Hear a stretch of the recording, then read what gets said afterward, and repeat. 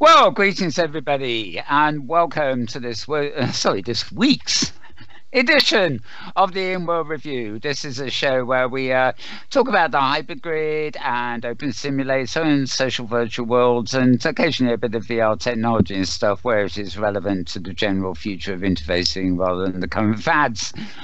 And yes. Bit of housekeeping. You may notice that the stage here is slightly different over the last couple of weeks. Our regular public HQ on the Great Canadian Grid has been down. They've been doing very extensive backups and rebuilding SQL databases and things. And I'm pleased to tell you it is now back up, or I gather it is. I haven't logged in there yet.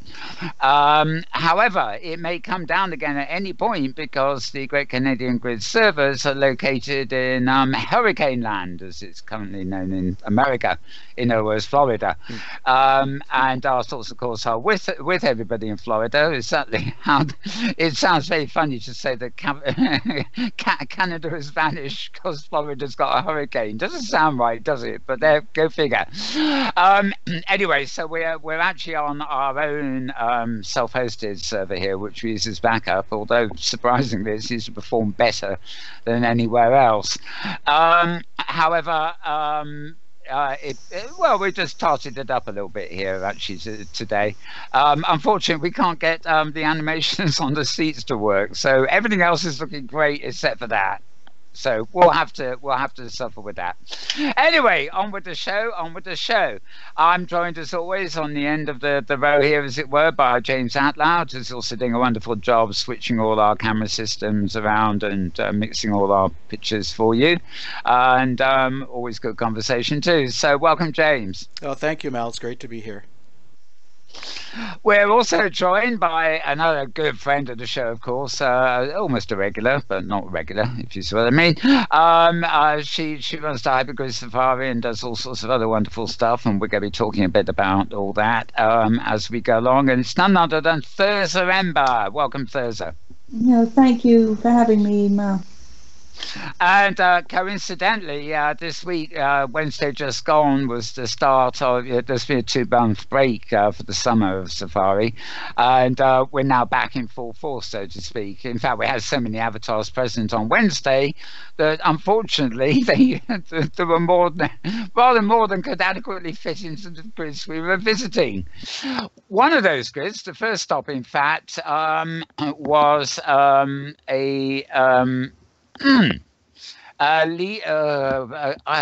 forgot that. Well, let me put it this way. It is actually part of a grid called Vibel, VIBL.EU, and it was a particular region we'll come to in a minute. I actually made a guess, by the way, since then, and it is so obvious that you have to confirm it. But Vibel, I think, is actually a short for Virtual Belgium. But anyway, the guy who runs it is called Roland Francis, and he's with us today as well. So welcome, Roland. Well, thank you. Happy to be here, and thank you for having me. Yeah. Am I right in thinking VBEL is really virtual Bell, as in Virtual Belgium? I mean, yes, it is actually. Yes, yeah. Yeah. It's called the Virtual Belgian Hub to the Hypergrid. Great. Well, that will come into our conversation later, because Thirza and I have both been thinking recently about, best practices and expos of what's happening on international grids, and very often when it comes to conferences and expos, you find, the Americans are there, there's a few Brits there's a few Australians there, anybody speaks English, but, the international stuff is sort of buried away somewhere, and we really thought, we look at it as Greek life, there's Craft, which is Italian, there's Francogo, which is French, Metropolis German, amongst about 500 other German grids, and now you in Belgium, and we're actually thinking that we need to do a little bit more to at least put on some kind of expo for the international grids, even though they can't, sometimes language barriers prevent them from presenting. But, it doesn't mean they aren't doing good work, particularly in their language and their regions, real life regions even. So we will come to that later. But If it's okay with you, Roland, I'm going to start with Thirza in a very general sense. We actually have, in fact, I better pan out briefly to get ourselves sorted here. Oh, yes, we have. We actually have two separate display units at the size of our stage here, which James will be flipping to now and again. And we got one which just shows you the Hypergrid Safari logo, with which we're all very familiar, aren't we, Thirza? And James. Yes. And actually, to help James test his system, I'm also going to activate the other screen. And yep, the picture on the other screen we're showing is actually also related to Safari, because it's the landing area Roland created on Wednesday for the Safari, and you can see he's put their logo above the landing area. So we're talking kind of Safari. Now, the good news, I guess, the best news of all, of course, is that this week was the return of Safari, wasn't it, Thirza? Yes, it was a wonderful response, and apologies to Roland that everybody decided to join us, but much more than we really expected for the first Safari of the new season. And there were, I think Roland counted 42 people. And you did tell us to advertise it heavily. So we lagged out so badly. Yeah. And I'm just thinking, I promised to post this here, there, and everywhere from the blog. And of course, the only place I couldn't actually do was Canada, but I think we're actually probably fortunate we didn't get half of Canada coming too. It was fun though, and many managed to make it to the last stop as well, which was also really interesting. We learned a lot. It's an extraordinary build that is based on hacking, on mathematics, on algorithms, and dedicated to Edward Snowden. So if you ever get a chance to go over there too, that's really interesting as well. So it was a real mix of different cultures, different styles, and it was a fun day. It was a really enjoyable trip for me. I learned a lot, and I love Vibal. I think it's a beautiful grid, really lovely, and so appreciated Cataplex here doing her thing with the DJ. She was wonderful. Great, sad I missed it. Oddly enough, because I couldn't get into Roland's Grid on the actual Safari, I spent that hour at the second destination all on my own, so I'm admiring it. But of course, and then I teleported off to an IMA meeting, so I missed the talk that went with the second one too. But yeah, it was great. I was very confused. I thought I was standing there looking around and thinking, why the hell isn't a terrain resing? There wasn't any. Because, yeah, exactly. But you know, Muggy's here just thought, oh, this grid, it's not even resing a terrain. Well, if you're interested in the story behind it, everything that Posh Prune told us, I put it in the blog. So I just took the sort of transcript of what was said. So all the explanation of what means what, and all our silly, smart remarks. Yeah. Especially Lucy. If you are a fan of Safari, if you are a fan of Safari, and you really should be, every Wednesday at noon meeting on Franco Grid as a rule.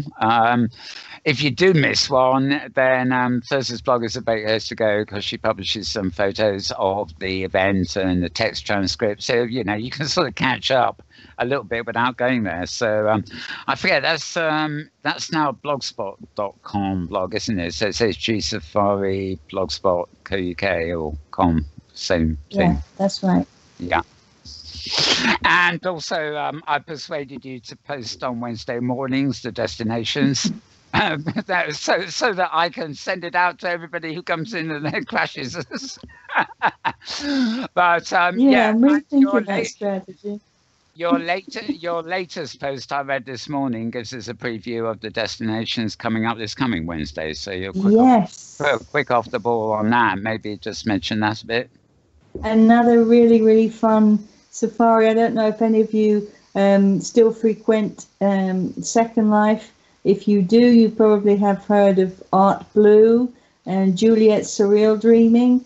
They do a lot of art things over on LEA. They had a show earlier this year on, I think it was LEA 28, if I'm not mistaken, and it was all based around the famous novel Snow Crash, Yes. in which basically it's the first novel where you've got what we call the metaverse, which is basically these avatars from different kinds of worlds, all sort of meeting and mingling on a high street in a sort of a virtual reality. So anyway, Art has produced this show, which is a sort of celebration of the book to celebrate the 25th anniversary. And he's brought that show into OpenSim now. So that we'll be going there for the first 90 minutes. And that's always fun. And then after that, we're going to have a party for Sunbeam. For Sunbeam Magic. Wonderful. And so that's going to be a lot of fun. And Okay. that's the over on OpenSim Life, Bill Blight's grid. Oh, so yeah. He's built a beautiful region, just whipped it up in a matter of hours. And so it's there'll be plenty of dancing, and hopefully anybody who's been published, or rather featured in the Visions magazine, especially, it's a nice opportunity to come and see Sunbeam and see the rest of the team too, who's there. Sort of as a way to say thank you, because the amount of work they do to publish that magazine every month with the pictures and the ads and the stories about so many different places in OpenSim. They do a huge amount of work, all for the good of the community rather than for money. So it's just nice to be able to come and say, well, thank you very much for including me in your magazine. So anybody's welcome. That will be from 1:30 to 3 p.m. Grid time, Pacific time, and probably carry on after that. So about 90 minutes, the last half of the safari, which is on Wednesday.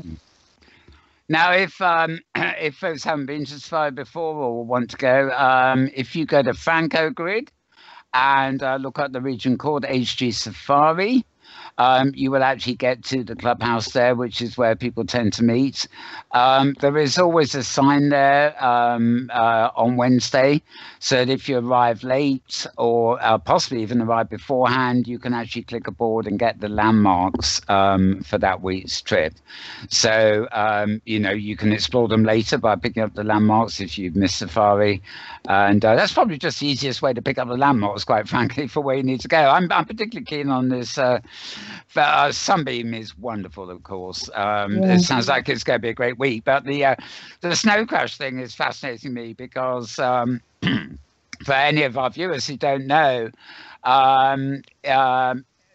oh, good grief. Neil, that's it.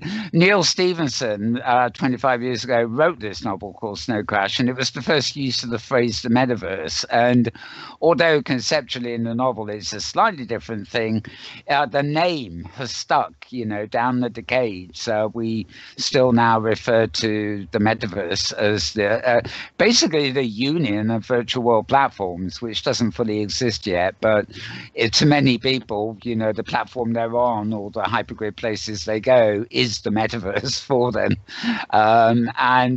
So a homage to that particular novel is, let's say timely. It's hard to believe that was 25 years ago. I know. Yeah. Amazing. A fair while. Well, while we're still on this, I'm going to go back over to the board that the Hypergrid Safari signs on, and I'm just going to click through a few other things there. Now, I'm almost going to put the 12 pictures from your last year's calendar up, so you could sort of comment on them as we were talking. Sure. But unfortunately, I couldn't do that because, I did do that. And then I suddenly found that, the images were at the very top of the screen and the lower 2/3 were the calendar. It just didn't look right. But this was the cover. And if you visit, the Hypergrid Safari, of course, but also Metaworld Broadcasting on the Canada Sim, there's plenty of places where you can pick up an Inworld copy of this calendar. And it's just something you can hang on your wall like a normal calendar, but it's there are 12, really lovely paintings, photographs, I should say. Or you never know what they are in virtual worlds, do you? It's like a photograph of a virtual painting. And I just like to point out, brace yourselves, because the 2018 calendars are going to be 3 choices between the men of the hypergrid, the ladies of the hypergrid, and views. I promise that all 3 will be suitable for children to view. But sorry, what was the third? There will be the involvement of many more of hypergrid-friendly avatars in the next series of calendars. I'm going to do 3. One with the men of the hypergrid, one of the women, and then one just with views of different places, landscapes, like this year. Right. I almost thought you said men, women, and furries.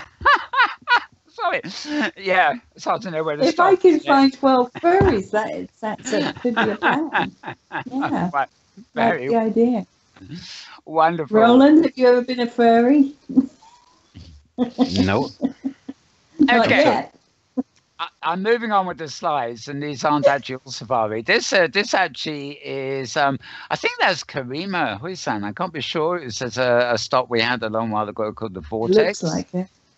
Yeah, quite a nice picture. And then another one, I really should pay tribute here. This is Fuchsia Nightfire. Now, she hasn't been around for a while. She's a real world artist. She does some wonderful real world montages and collages. You know, she paints the walls of real world buildings and things. But this is a lovely picture in one of the early days. And of course, back at the beginning of Safari, she was another prominent person behind organizing it, and sorely missed, I think. Very much so, yeah. That's a lot. Yeah, lovely picture that anyway. Quick reminder, of course, that September 23rd through to October 30th will be this year's Avatar Fest.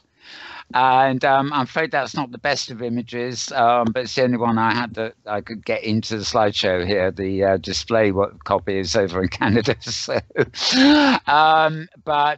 their submissions, as far as I know, are all closed now. But you should spread the word. You know, that week and the particular weekend of the Avatar Fest should be great fun. Basically, it's an expo of all the best things around the hypergrid, you know, for anybody feels like presenting. It's not a conference as such, it's just a week of complete fun, really, and education in the sense of getting to know what people are doing, I think. Right, moving on from that. Now, this is just a piece of anecdotal stuff. It wasn't important enough to put in the news, but the avatar on the right-hand side here is actually Roland, the chairman of Sciencebase. And to be honest, I've forgotten the name of the chap he's interviewing here, but the chap he's interviewing there is the avatar of a theatre producer in real life who's a very big, it's a very big Showtime, I think it's called, and it's very big in London at the moment, and I think it may be it's gone down well with reviewers in America too, and it may be going over there. It doesn't really have that much to do with virtual worlds, except that the theatre they're doing is improvised. Now, obviously, there is a company behind it and a cast, and some of the improvisation, you know, as people get to know each other, they can second guess what each other's doing. So there's a bit of intuition that goes along with the improvisation. But he was talking quite heavily, you know, about the way actors approach improvisation and stuff like that. And it was, you know, really quite a serious talk about the arts. And it's basically part of a series called Delphi Talks. And this event happened in Sine Wave's Sciencebase world. And it you can actually see the replay on YouTube. The sad thing, unfortunately, was that the lips on these avatars weren't moving, so it was a bit static while they were speaking, but there was some nice camera controls at work, spinning all around the sim and stuff like that.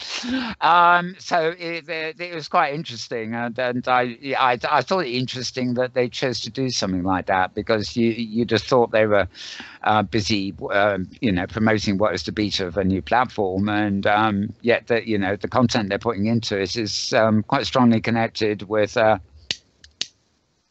the real world, so to speak. And I have no idea what this particular avatar thought of himself in virtual terms, but it's a wonderful conversation. Anyway, moving on. Another default poster that we have up. If you're a fan of Virtual World's best practices and Rockcliffe University, they do have in October this conference coming up. This is actually a real world conference, but if you go to Rockcliffe University's site, you can find out more about that. And this, Thirza agrees with me, this is actually a rather wonderful picture. It's just a shot of only one of the exhibit areas for the hypergrid safari and the hypergrid at OSCC. It's there at the moment, although this is an old picture, and there's a duplicate Metaworld Broadcasting and the Great Canadian Grid. There might be a few modifications this year, but basically it just stays up until it gets modified. And in case you haven't heard, the Open Simulator Community Conference this year is now being organised and is slated to happen on the 9th and 10th of December. And we'll be talking more about that in a minute because Thirza and I both, and James are both involved with that and some possibilities we're working on. Oh, this is an obligatory self-promotion. This was actually the landing area of this our self-hosted region, or at least it was the landing area when it was first installed. That's before I got my hands on it and messed it all up. But there for posterity. Now, this is the surprise. I'm going to give it away, but in coming weeks, really, it should have happened already. My avatar is going to change into this because that is me. That is my mesh avatar. And at the moment, it is in the aforementioned ScienceSpace world because it was easy enough to upload the mesh and they take care of configuring the avatar. I'm having somebody actually work on the what's it called, the avatar linkage thing, so it will be eventually coming up, and I'll be wearing it here in our local grid as my avatar. So you basically I'll look the same on multiple platforms because I will be a mesh. And no jokes, please, about you're already a mess. Right, there we go. Okay, so I thought I'd bring that sort of lot up there. Now, going through those, especially the shot of the Hypergrid Expo at the OSCC. We have, and this may be of interest to Roland, particularly too, you and I have been talking a bit of late about various ideas and things. I think it's highly likely that this year's OSCC will have a hypergrid panel, i.e. a panel that really explains what the hypergrid is in its context with OpenSim, and possibly a kind of international panel for foreign grids or something that where we can get somebody to speak English to be on the panel. But we or you really, Thirza, have long since thought, we need a kind of expo or something dedicated to the international hypergrid, because in terms of best practices and people doing things, not just fun things, but actually serious things, because virtual worlds are used for both. There are grids in France, Greece, Germany, Italy, Belgium, of course, Japan, all over the place, really, that we don't really, they're as easily available on the hypergrid as all the ones we know and love, but they get a bit less traction with people like us because we're English speaking. And although Safari itself, as you tell us, no doubt, makes a point of conversing in text and trying to be international, there is a kind of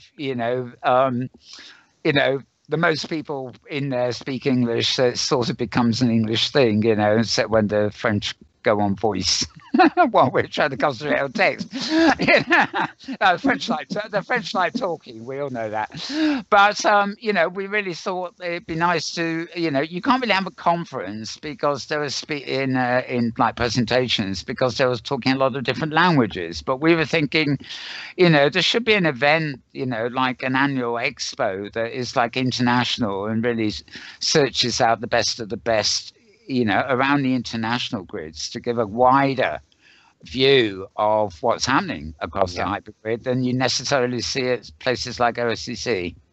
Yeah, well, we have translators, and we can call it the Hyper Babylon, but everybody kind of knows English, and I think in my experience, English has been the lead language to internationalize everything. And then we have very, very, very good translators, so it shouldn't be a problem. Yes, I've actually often found that we kind of assume that's the case.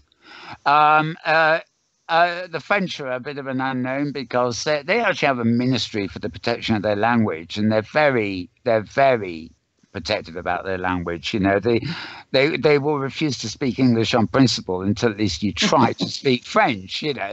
I learned this a very long time ago, and I can't speak French very well, but at least I know to try. So they eventually say, "Give up, I speak English." But they appreciate you trying at least. But there's another factor. Don't you think it's another factor too, Mal? I think Roland's right. Most people can more or less speak in English, but there's definitely there's more freedom of speech when you can speak your own language. And there are so many people who are doing interesting things, have interesting projects that the English-speaking world has no idea about, because those individuals, they're doing all that in their own language. And when it's happened to me when organizing safaris, people will say, well, no, because I'm too shy. My English isn't good enough. And I think it probably happens to you too when you invite people to come on your show. There are loads of people out there doing interesting things, but not all of them feel that their English is sufficient. Well, I remember a few weeks back we had Dieter, I forgot his second name offhand, on the show, and he's from Germany. And we were actually talking about OpenSim, a viewer on a Prim, and various other things he was working on. But but I'd been talking to him, and I realized that it's his day job, as it were. Basically, he's working in education in Germany, and they're bringing, they're creating a kind of hypergrid, a sub-hypergrid for all the schools in Germany. Now, that's a major thing to be going on, using the hypergrid.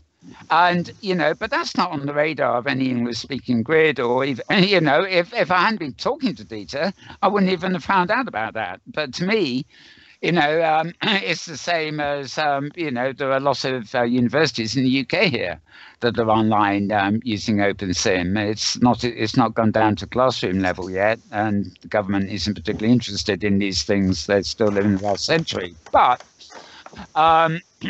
it's when you see things like that happening, you realize, putting Dieter in and explaining what he's doing in Germany and telling that to an OSCC kind of audience, it should be the hot topic of the conference, almost. But his English is very stunted, though he speaks it. But I've been on safari with you, Thirza, and with the exception of the French, who have their own reasons for not talking English. Sorry, I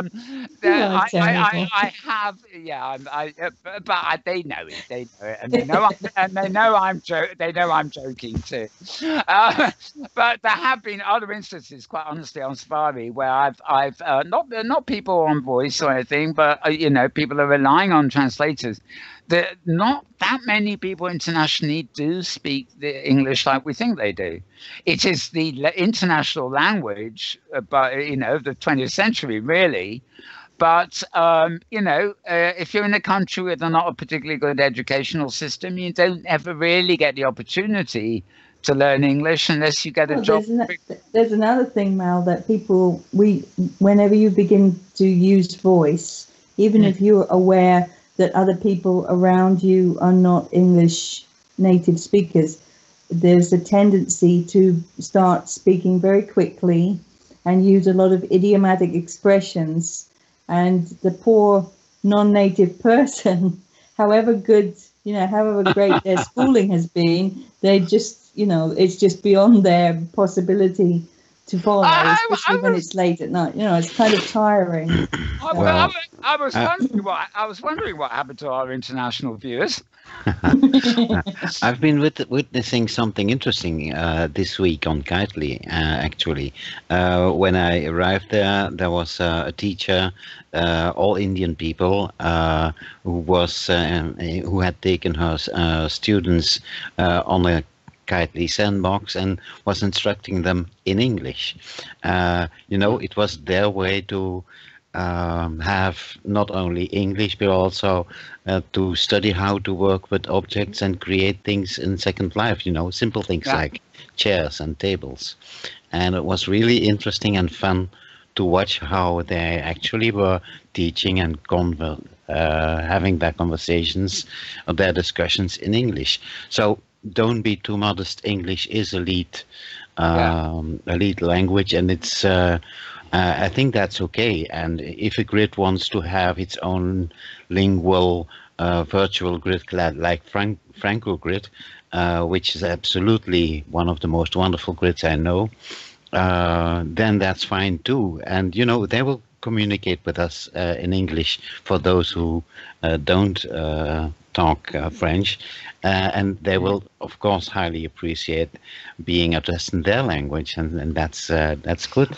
I think what was 2 points here. There's at least one on the hypergrid in OpenSim. I think probably more, but there's also several in Second Life language learning institutes who quite literally bring students in day after day to teach them English. It's English as a foreign language, and a bit like the old audiovisual aids. You got to learn English or a foreign language. You see pictures of somebody asking for something in the grocers, and then you'd read the words and hear the words spoken, and you had to repeat them, and that's a way of learning the language. Well, now of course they use virtual worlds to do this. They actually 3D LES. They learn lots of language, and Escape Region on DigiWorlds. They teach Spanish there. That's a fantastic region as well. You just can't help learning Spanish if you visit. Escape. The other thing I find, sorry, Roland, I'll come to you in a sec. That's okay. I'll stop interrupting. But the other thing I find, just to prove that I was just joking about the French, is I've spoken to people in the pidgin French I can kind of cough up, and when you are. I can't follow it half the time, but when I try to follow it, if I could, right, if I was a French speaker, I'm very aware that there is cultural aspects to the language and things that make it a lot that no translation can capture the richness of it. For example, surely is. They will have a word, and there'll be 3 variations on the word that mean different things. And to me, even if I've got a translator operating, the translator will tell me the word means this, because in English that's what the word means. Whereas in fact, it might have a different accent on it, or it might be used in different things in different contexts. And it's not so much the fact of coming to grips with learning all that innuendo in the language. It's understanding that innuendo in the language is part of their culture. Yeah. So when they're ordering fruits at the vegetable stand, they order certain things in a certain way that we wouldn't think of because it's the way that language does it. Sorry, Roland. Not only that, you have language, that's one thing, but also you have those little cultural differences that can, that can enlighten something in a completely different context than you might understand, and that's probably the most difficult thing. We both say the same word, but the meaning of that word is completely differently understood. in another language because there's a cultural background. Okay, this is. I'm going to give you my most embarrassing revelation of the week. Well, of my life, probably. When I was so young, the first time I was staying with a friend in France, I was literally staying with them, and I'd arrived, and I was very tired, and I wanted to have a nap. And I had, I knew the pop song about Voulez-vous coucher avec moi ce soir, and I did not know the difference between dormir and coucher. So I found myself asking for something I didn't realize I was asking for when I was very interesting. Now, that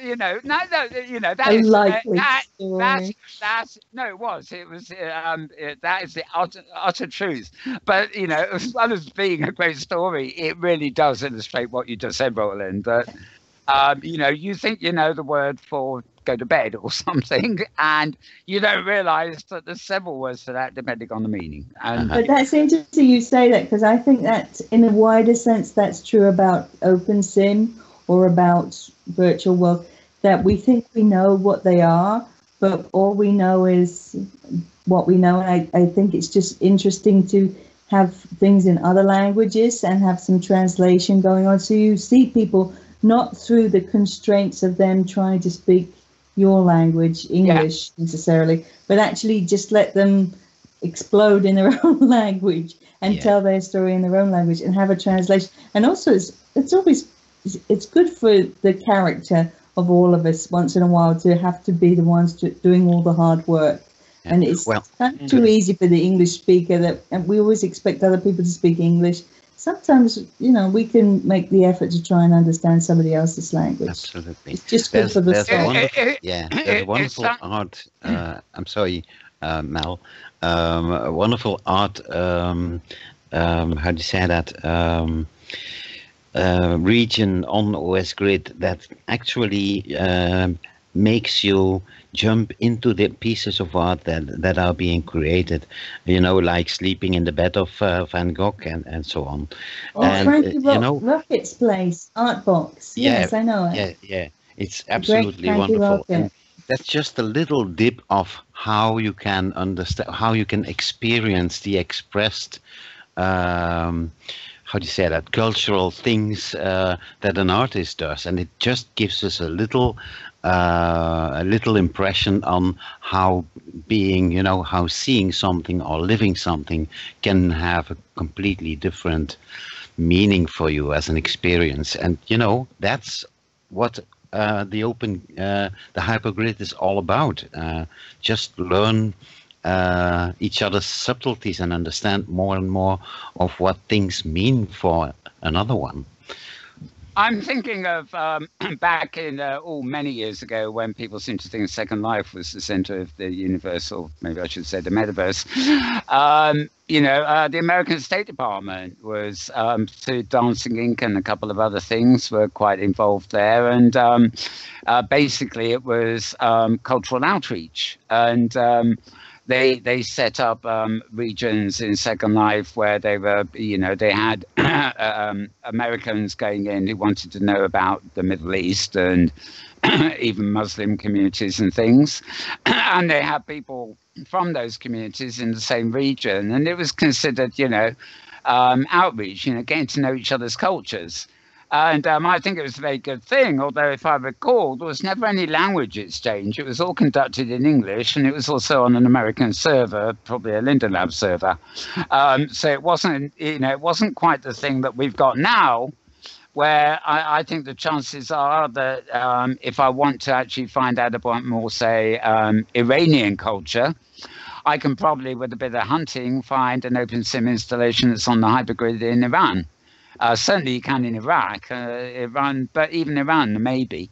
And I can actually go to that place, not only to investigate, meet the people and investigate, understand the culture as best I can, but I could also knowingly do so, knowing that I'm jumping on the hypergrid to a server that is probably regionally located in that very same place I'm visiting. Unless it's in Florida, of course. Sorry? Unless it's in Florida, of course. Yeah, I was just going to say, with the exception of Canada, which is actually in Florida. Yeah. But over here, the different rules apply, I think. But, so, it's an economy too. I mean, quite frankly, if you want to put up an OpenSim server with a virtual Iraq, right, it is far cheaper to put it up and host it in Iraq than it is to pay American money or British money to get it hosted. Their economy is much more in line with, the world economies. Same in South America, really. There's a lot of South Americans in Second Life and on around on the hypergrid. But I suspect any of the grids that are run from those regions probably, are probably hosted in those regions. Assuming they've found somebody who knows what they're doing, because the economics of server rental and stuff like that will be a lot cheaper in those regions than they will be here in the so-called civilized West, So, the possibilities are endless there, really. But it's that, getting a bit more back onto the thread. I mean, our feeling, wasn't it, Thirza, that, there is so much going on here that is happening in the international community that for one reason or another, is not easily accessible by, the English-speaking world. They probably could access it if they wanted, but they don't know where to look. They don't. Nobody's telling them that it's there. What we want to do is have something that brings to the attention of the community we know the fact that these things are there too as part of the hypergrid. It makes sense to me that it's an OpenSim community conference. Part of the community is not native English speaking, and so it would be nice if they're included. Otherwise, it becomes sort of very limited, and it just could inject a lot more diversity into the conference. But obviously, there are some logistical considerations to deal with. But it will be interesting to see how it all works out. Yeah. So certainly Thirza and I will be endeavouring around the time of the OSCC and at the OSCC itself to bring a bit more of an international flavour and a hypergrid focused educational experience to that conference anyway. So I think we can say that. The nice thing is actually what I think, seeing the stability of OpenSim being what it is now, the 0.9x release being the best one ever and the most secure one ever after their saying, and the quality, raising so fast of what we see coming up in the latest releases and new hypergrids popping up everywhere due to or thanks to Diva's Disto and Third's Outworlds release. So I think we are at the pivot point of a world that is gaining momentum and will eventually, I think quite soon, be very popular. That's what I hope to see confirmed in the coming years. Yes, I hope so too, very much, I think. Let me move to you, Roland, now anyway. I'm also going to flip around to control the other screen that we started with, where we had that picture. I'm sure James has probably still got it on his settings, where this is your Nifa Leaf, if I've got the pronunciation right, region, which you hosted Safari on Wednesday, and that photo is basically the landing area where you entertain them. You've got the Safari logo up. Oh yes, yeah. We thought we might have a nice platform that would suit everyone, and be as close to nature as possible, and a little bit of a grungy taste, just for amusement's sake. Right. Now, before I go into that region itself, of course, that is part of VBEL. grid, and your original intention on the site there was fantasy science fiction emphasis, and I think you said somewhere that you sort of aren't doing as much as you thought with the science fiction and the technology because you just love nature so much that's getting your priority interest, which I guess. Yeah. Well, actually, the basic idea was to have it based on the concept of a movie, Star Trek 9, which was called Insurrection. And what the nice thing about that movie was that the people of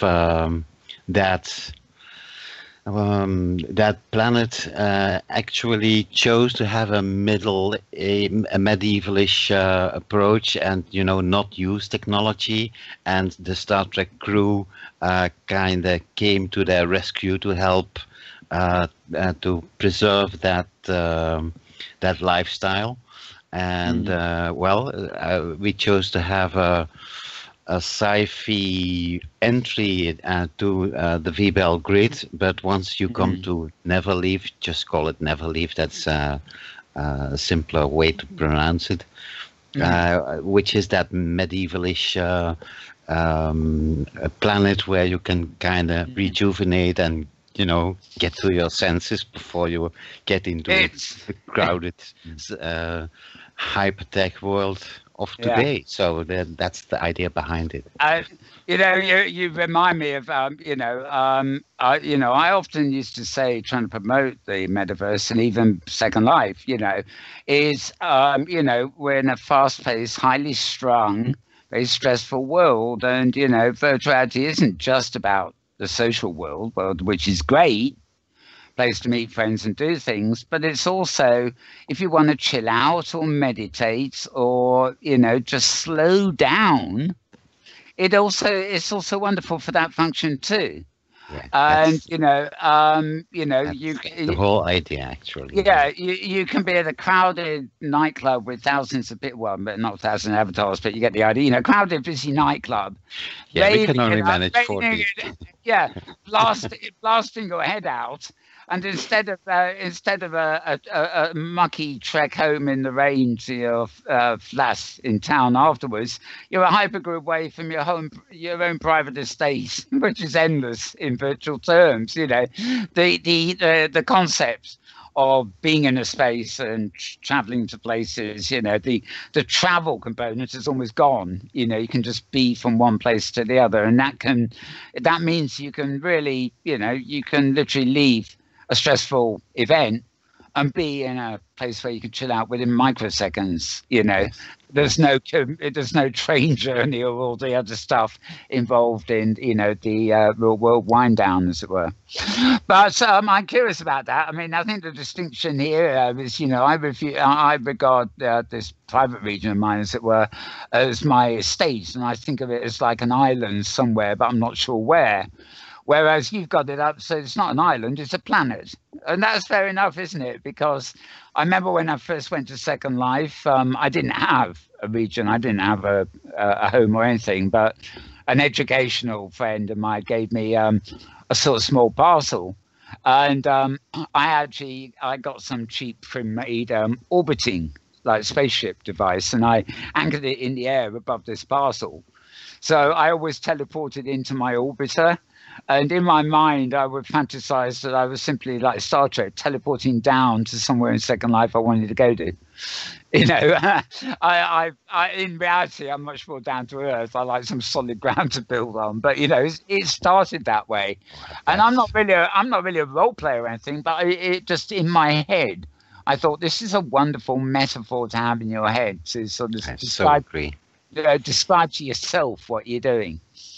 But you mentioned, just before we look a bit more at the region here, you mentioned to me, you mentioned in your conversation just a few seconds ago that VBEL, the grid, obviously includes the science fiction and Neath and a wonderful Elven region that I spent time in when I couldn't get to Neath. But we'll come to that. We were going to come to that when I get the pictures loaded. But you did, I asked you whether it was self-hosted, and I think you explained to me that you did, we're talking about Outworlds and Diva. You did start off, I believe, as like a sort of self-hosted grid, and then you then decided to move to a hosted solution. Yes, indeed. That's related to the restrictions we have here with our Belgian ESPs. They kind of don't allow you to use certain ports, so you are focusing or spending so much time trying to bypass the blocked ports and find ways around, and the self-hosting wasn't not the best solution, because I quickly, once my first region was up, I quickly had the ambition to get another one up, and that was close to not possible. And so I had discussions with Dan Benner, the OS Grid. Yeah, of OS Grid, and he advised me or recommended, well, why don't you just go out, because the cost of your home PC is almost the same as a cheaply hosted VPS system somewhere on the internet. And so I did my homework, found what I think a good ISP at the border of France and Belgium, rented a server there, and all my problems were gone. So I was able to manage my own grid in a way that was really not limiting me by simply expanding or growing the grid as wide as I would want to have it. So now it's a small grid, and we have, of course, a low bandwidth consumption agreement, but within that limit, we can do pretty much whatever we want. And there's something to be said for that too, because from the start, this region we're on here is one of Thirza's Outworlds installs, and I did originally try to run Sim on a stick, but figuring out all those loopback drivers and going to the router and opening the ports. Yes. That was bad enough without actually having a government that says I can't use some ports. That sounds rather rough indeed. But again, the intention is it's like my private little estate, and it's my jumping off point for the hypergrid. Yes. And I go everywhere from it, and then I come home, and we can run a show here. I can have 6 or 8 avatars in here, and it's no stress at all. But I think the difference is, I'm never Metaworld here is never going to be a public grid, trying to hold big parties and big events. It's a jumping point, whereas your grid needed, really, didn't it, to move to a hosted solution, because, as you say, you wanted to bring on a new region. You want that freedom to expand, and also you want visitors. Yes, indeed. Yeah. So actually, I very much like to have visitors. Who doesn't? It's the ultimate reward to people liking to visit you and to hang out. So it's the most rewarding thing you can have. That is that people simply like to come and visit and use your grounds for the purpose that you created them. Creating is, of course, one of the larger ambitions, and making beautiful landscapes, but without visitors coming to visit, it's not a complete fulfillment. So so the thankfulness and the happiness comes actually with the people hanging out and visiting you. And that's if not, I would have been on Second Life earning money, but that's not my reward. So I don't like. No, I love the hypergrid, because I can go and meet people and have meetings and all sorts of stuff. And I like. I think one thing I like about it, I'm going to be endlessly fiddling, but this is a VAR region. It's equivalent to 25 standard regions. I don't even realize how big it is when I'm working from the sky in camera. You know, I'm looking down at a square patch and I think, God, that's almost the whole region. In fact, you know, but when I go down to, you know, I think this narrow bit, you know, I go down to standing in avatar mode and I think, oh, that lawn isn't just a little square, it's on half a sim, and it's flat, you know. It brings its own challenges. Yeah. But, you know, I quite like the idea that, you know, it was only for a voice test, but Thirza came over here yesterday. My partner Tara's come in here a few times. So even though it's mine and it's available to the public, you know, I would never have a safari here because I don't want to what happened to you on Wednesday. But you know, I can invite 6 or a dozen friends in at a time. And actually, I think personally, I don't really like big crowds anyway. I like the social thing. And, you know, when I finish this, I want to show it off. Don't we all? Yes. You know, but, you know, I think I actually would rather get a few friends in and show it off to them and show them around and let them wander around finding things. And then maybe a few other people another time, but rather than a formal group of tourists, you know, these touristy, hypergridy people who make safaris and stay places. I know, shocking people. Yeah, well, have nothing to do with them. The funny thing was, before the HE Safari event, there were some avatars that came test the whole thing and try to rest things, and you know, just to test it out if well, if things wouldn't break. So that was kind of a funny little side thing to notice. Yeah. Great fun. Okay, but let's look a bit closer now. As I say, I've got all these other images over here that I've put up, which actually show the area. I've got one final shot at the end, which is more sci-fi. But all the pictures I got here were either at Neath Leaf. Never leave. Never leave. Or at least one, maybe two, are actually from adjacent region, which is the Elven region, which is equally beautiful in my opinion. You know, they've got a lot in common between us. You know, it's just the elfin bits in the trees and stuff of much more elfin flavor. But I know they're separated by water, but you could almost imagine the continental, you know, a continental plate shift where they join up one day. The fairy tales say you need to go by boat to Elven land, don't you? Yeah. Well, I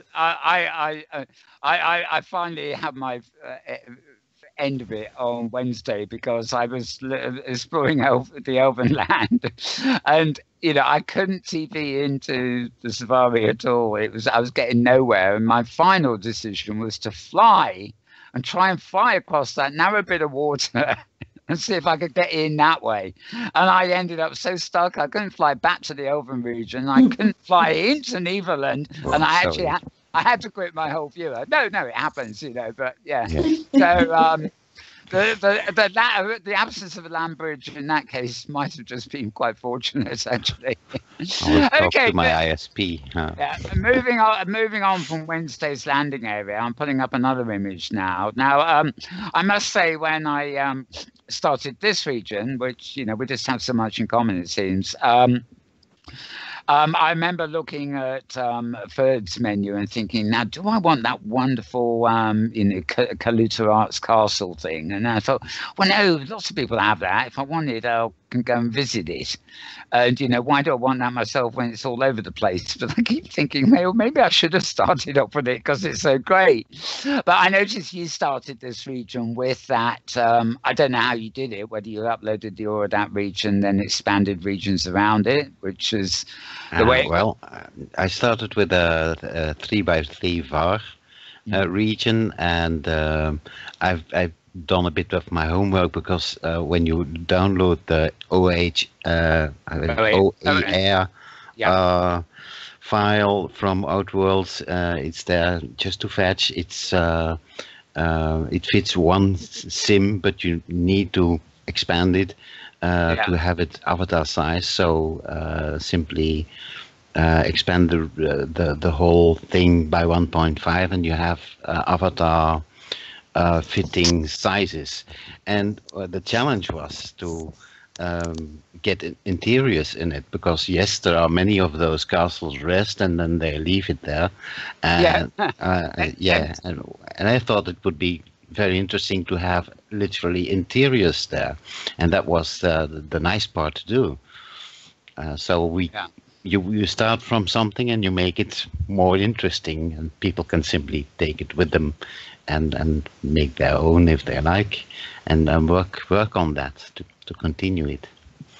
It's funny. I don't know if it's Linda Galley or just something or Joe Builder or something, but something Third had on offer. You know, the OI, you know, I started out. It was a 3x3, and I started off bringing up the OAR file as a starter, you know, because the landscape texture came into all the adjacent regions when you bring the OAR file, and of course the OAR comes up at the extreme southwest, and I actually chose simple sort of lake-side stuff because I studied, you know, I knew when I chose it that I'm not going to be happy with it and I'm going to be fiddling with it. So I chose a fairly minimalistic looking one so that I wouldn't have too much work deconstructing.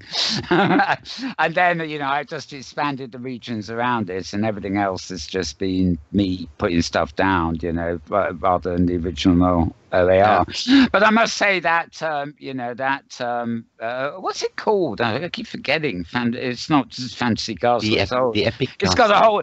It's got that town and the twisty streets. It was the Epic Citadel. That was the. Epic. That's it. Epic Citadel. Yeah, and that is such a lovely, you know, dream build. You know, the temptation to grab it, you know, was really strong. I thought, everybody else has got one, but I want one too. Well, to make it unique in its own way is I think very much of the challenge when we are working with things you still want to put your own little accents on it, and you make it more unique and hopefully, you know, as beautiful that people like it more than the original. That was the whole idea.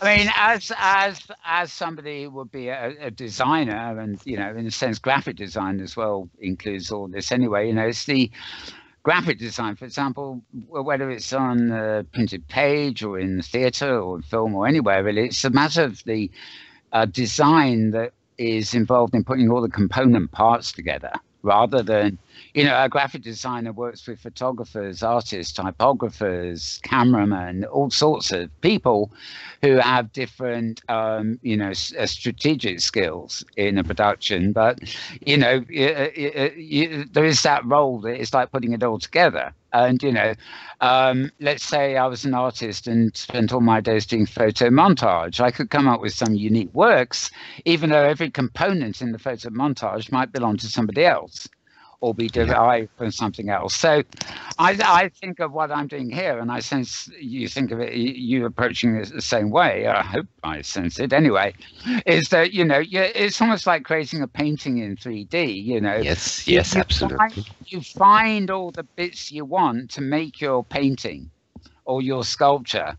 And they don't have to, the components don't have to be unique in themselves. It's nice to have a few, but really it's how you arrange them and what you do with them and the mood you invoke, you know. And the difficulty in 3D is to make it, you know, whichever angle a visitor chooses, it needs to be in balance. And that's one of those wonderful challenges to do. And that's part of the thrilling amusement that I have when building with those creations. When I took our headquarters, as it were, to the Great Canada Grid, 3 years ago or something now, you know, I had this region for Metaworld Broadcasting, you know, broadcasting studios, and not long after I bought an old estate region of my own, as it were, that I used to have on Reaction Grid, which was another OpenSync grid way back when, before the hypergrid, and I brought that up adjacent to it. But the southern half of Metaworld Broadcasting was all buildings and studios and stuff, but I made like gardeny sort of things above that. And you know, they were just small little, you know, little outcrops, which I thought, well, that would be like a little fairy bit, you know, with mushrooms and stuff, you know. And the idea is it would actually be a set for filming in. And it was a really micro environment, you know, and then it got a bit more massive as you crossed the border into this area of my estate. But, right, one thing I fell into the habit of early on, and I've still been doing it right yesterday here in this region, is I've got this, I don't know if it's a good habit or a bad habit, but I keep raising hills and mountains everywhere because I not only do I like traveling through the nooks and crannies, which I think makes it a bit of an adventure, but, you know, it allows you to have one kind of build on one side of the hill and one kind of build on the other, so that wherever you are, nothing looks wrong. But when you actually go from the woods and out into the grass and up the hill and reach a craggy laptop, a few craggy rocks on top, you nudge your way through the rocks and suddenly you're looking at a science fiction city. Well, not in my case, but you might be. And that would not gel if you didn't arrange it so that the pathways the user takes transition between those environments, if you see what I mean. It's like I said, you could have a land bridge between your Elven bit and Nephilith, you know, because they have similarities that would naturally, you know, it would be very easy to create a natural move between the two regions. Yeah, well, because they're not very different. But obviously you couldn't do that with a sci-fi region. Well, they have been built with that in mind. So let me, how do you say it, give you a heads up on what's going to evolve. That is literally, you have those left side woods, which are the old oak woods of Neverleaf, and they will simply flow into the elven woods of Veslorian. So it's intended to, you know, you can get lost in the woods and find yourself in the midst of an elven region. So that's the whole idea of what's going to happen, but that's not yet ready. So you actually are narrating the future development of what Vibella is doing. I've loaded another picture now, which is another lovely picture. So it's an aerial view. Now, this is 4 regions. Is it afar? No, it's 9. It's 9. Okay. It's a 3x3 VAR region, which is 9 classical sims, if you so want. So what we can see on this picture, basically, you know, it looks like you're looking down the region, but you're not. So that is 9 standard Second Life open sim regions, basically. Yeah, and you've got rocks surrounding it that are actually off regions. So this picture gives us a lovely, at the top right, you've got the epic castle, but then you can see you're moving down into heavy tree areas, out to the coast, the same on the other side, and then this sort of coastal kind, you know, water inlet. But you get, for watching at this, is sometimes people who are used to looking at aerial shots of Open Sim and Second Life, they don't actually appreciate just how damn big that is. For, you know, because when you're looking at the air, you sort of begin to lose your focus on size. You know, because here we're seeing that whole island. You know, and that's 9 standard regions. So that castle alone and everything in it is more than one. It's more than 4. One region. Oh, that's 4 of them. Okay, yeah. And it's moving out, but you know, there's so much in there that you can't possibly see from the air. And mine's the same. Trees everywhere. You know, it's a canopy that hides people from who want a camera around from seeing what's below. They got to walk it. You know, but but that picture, this picture really does demonstrate a sort of the aesthetic of the whole environment rather than any detail, doesn't it?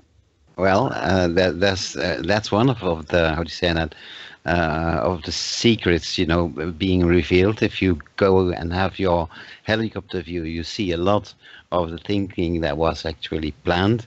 And then when you go down, one of the other important things is to create space. So not make it crowdy. It should be spacey enough to move and and that's one of the things that I can only recommend to people liking to build. Don't make it too cluttery. So one of the most important things that creates beauty is space. Yeah. So leave enough empty space between things so there's more to enjoy. So less is more. Yeah. Yes. And on that note, I hate to leave you guys, but I'm going to create some beautiful space. Less is more. I have to leave you.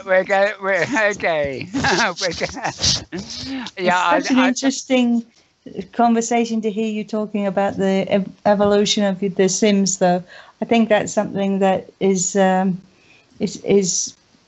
a way unique to OpenSim, that everybody's a creator, and it's just so interesting to hear the different philosophies of how to make something beautiful, especially from people like you who have truly made some beautiful landscapes.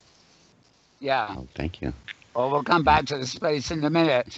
Are there, before Thirza vanishes, James, are there any comments in the audience today, or anything you want to get in? No, nothing from the audience. And so I think it's, I know for my part, it's a beautiful sunny day out in the real world. So I think people may be away from computers, but no, it's nothing from the audience, and I am really enjoying the discussion. Wonderful. Yep. Okay, well, we will see you on Wednesday, Thirza, for sure, and probably if not before, certainly after as well, with all the things we got going on. But I'm so glad you for having me. It's been really nice. Yeah, glad you're able to make it. I'll get James to camera. I'll get James to discreetly camera away from you, and then he can take your seat at the same time. I'm actually going to go back to our pictures maybe while I keep talking to Roland here. So yeah. Okay, yeah, space, actually, I'm the worst culprit there, 20, the equivalent of 25 regions, and I'm looking at that and I'm standing this, and, at the beginning it's like flat land. I can barely see the mountains that I got on the other side of the region, and you admire the space, and then I don't know what it is about me, but I end up cluttering it up. Well, in fact, actually, what I tend to do is I work in camera, so I'm looking at that aerial view myself, and so I'm putting stuff down, and I actually don't realize how much space there is until I get to the ground. But then I get to things like little caves and stuff like that, and because I start with a concealed entrance, that's usually quite small, and then I find myself trying to squeeze stuff into the ups and downs of the landscape that I've already created. Now, it's very spacious, very barren, but I tend to create the things I want to create to fit the contours. And if the contour is a narrow bit, I suddenly realize I've got all this space available, but I've created a long tunnel into a cave that hardly anybody can fit in, And I think, well, so much having a lot of space, Anyway, let's move on to the next picture. Here again, we've got a long shot view. We got that ruined tower. I've got Wood in. Yeah. On the head in the foreground, and again the castle in the background. Yeah. Now we are, of course, beyond the 3x3 VAR. So the whole environment is actually not 1 but 9 3x3 VARs. So 81 sims in total. But that's my, how do you say that? My artist deviation. I like landscaping. I like it a lot, and having beautiful views from within the core Neverleaf VAR. You can see different builds that are intended to create beautiful silhouettes and don't have a real purpose on their own. But now we are growing beyond Neverleaf and theming the surrounding VAR regions also. So what we are looking at is the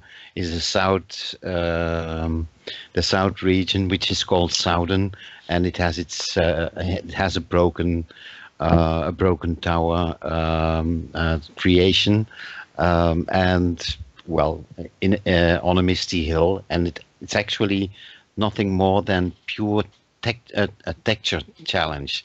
So what we did is use a mesh mountain and combine that with pure, how do you say that, a simulator landscaping, and try to match the textures in such a way that it's natural, as natural as you can make it. So this was a texture challenge, and that's the result of that.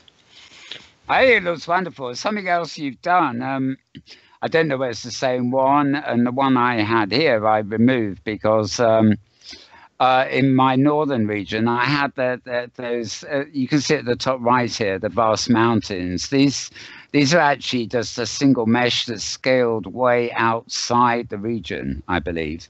Mm-hmm. So you can, as you say, you could have, in theory, I can have 25 regions in the VAR file. Well, it's one region, but 25 equivalent.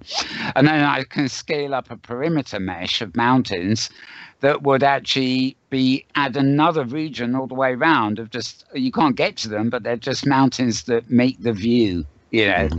And actually make the region, for somebody looking around and looking out, extremely vast, even more vast than a vast VAR region is already. Unfortunately, I have this problem. Where do you go to take the mesh to scale it up to the equivalent of 36 regions?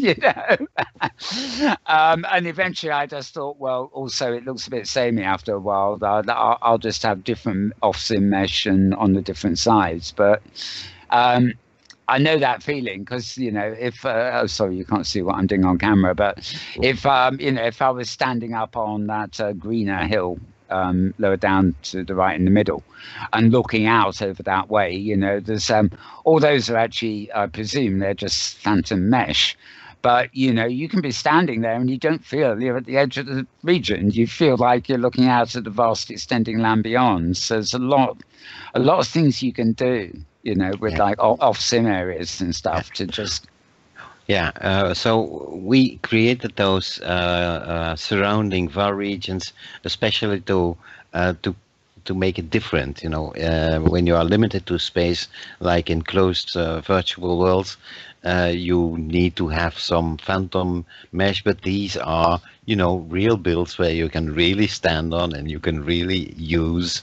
So that's one of the tiny accents that make a huge difference in the experience. Mm. Okay, next picture. Why not? Oh, now this is funny.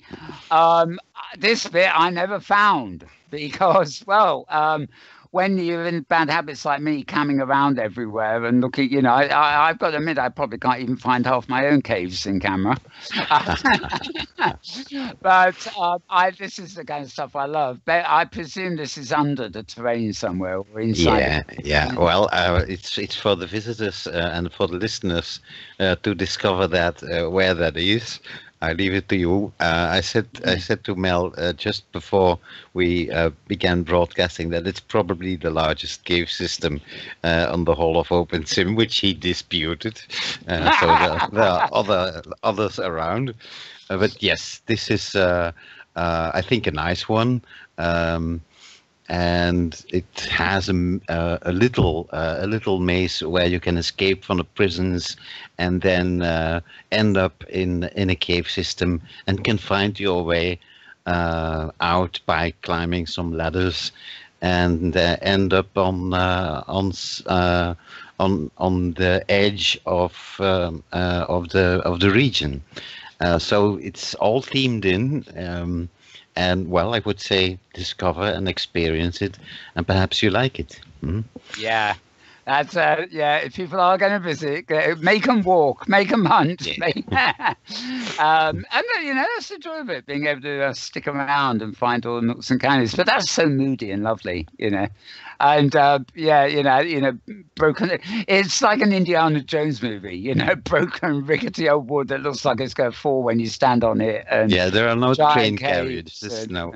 Oh yeah. That will be a script. Yeah. That will be a script. Along the way, you will discover some magical accents here and there, which will be elaborated on whenever I have free time enough and I'm in the right, how do you say that, mindset. I create something that creates some nice magical effects, but you will have to click on things to discover it. Of course.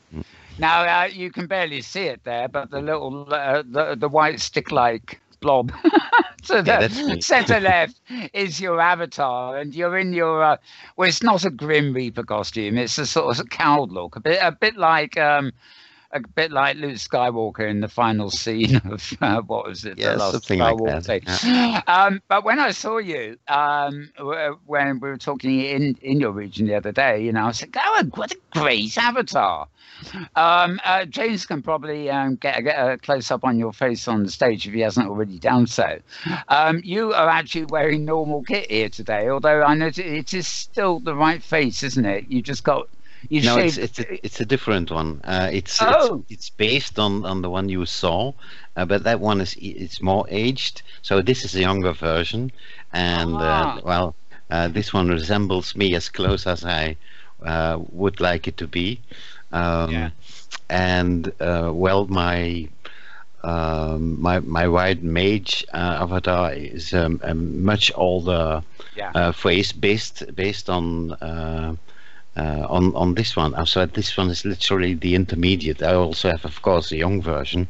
Oh, of course. When I've done my rejuvenation wizardry thing, I can, if I want, look really young too. Yeah. Yeah, I should have multiple ages really, and I do tend to go for the elder look. I'm quite into reflecting, you know, a slightly more idealized version of myself, but nevertheless fairly real. But I did actually take some pictures or video rather of you Inworld, but I'm afraid it looked more like a chat show, you know, on the spot interview rather than footage we could run. But the elder avatar there, you know, I've just compared close up, and you're quite right. You're in the younger one today, and you wear glasses. Whereas this one, if we could see it, is really astonishing because it looks really aged and almost photorealistic, and of course you've got the grey beard, you know, as well. Yeah. But you're also wearing that costume with that sort of cowl around the head that gave you a very sort of mystical kind of look that was sort of, you know, you felt like you walked into a fantasy movie and met the wizened old man or whatever, you know, lurking round the corner, looking for some advice. I mean, you, not him. Yeah, so a shame, but maybe we'll try and show some footage at some point of your avatar, because on video that avatar looked, you know, moving around and everything quite perfect. Okay, next. I love that scene, partly because I never saw it, but never mind. Right, another shot here. I think we're going. No, there's a couple more. One more. That's the latest build, which is a misty scene on Brunwen, which is one of the Sims there. Kata Raven has made this scene. She's a friend avatar, and she created this scene, you know, in preparation of Halloween. This would be completely in theme, so we have that nice woody path, and you know, we did the testing by camming around and trying to have, wherever you look, have that balance in trees, mushrooms, you know, leaves, the sounds needed to be right. We have flapping vampires or bats flying around, and we have a witch and her herbs in a house. So yeah, it's completely themed for the autumn season. Okay, I mean, that's actually something else, something I've been doing here more than ever before, right, is trying to remember as I, you know, go into this vast region and I res things and I move stuff around and I try and get it, give it a certain atmosphere. Then actually, before I forget, putting the sounds in, because there's nothing worse than going through 25 regions with no sound and trying to figure out all the sounds as you go and do it as a sound job. I'm actually doing it on the fly now as I do stuff.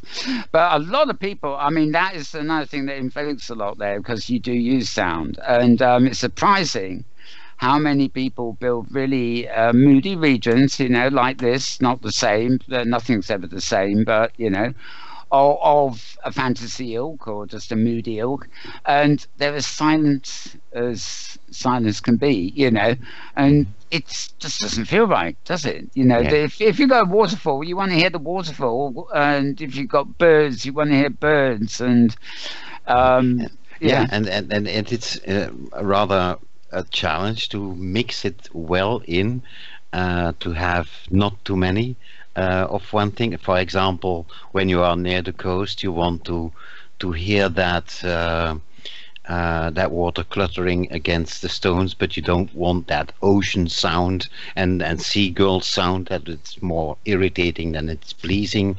So it's also difficult to find the right sounds to fit with the theme, and not and you should kind of repeat every 50 meters or so to put a new sound prim to create some kind of stereo. When you walk in the woods, you have different bird sounds on different page.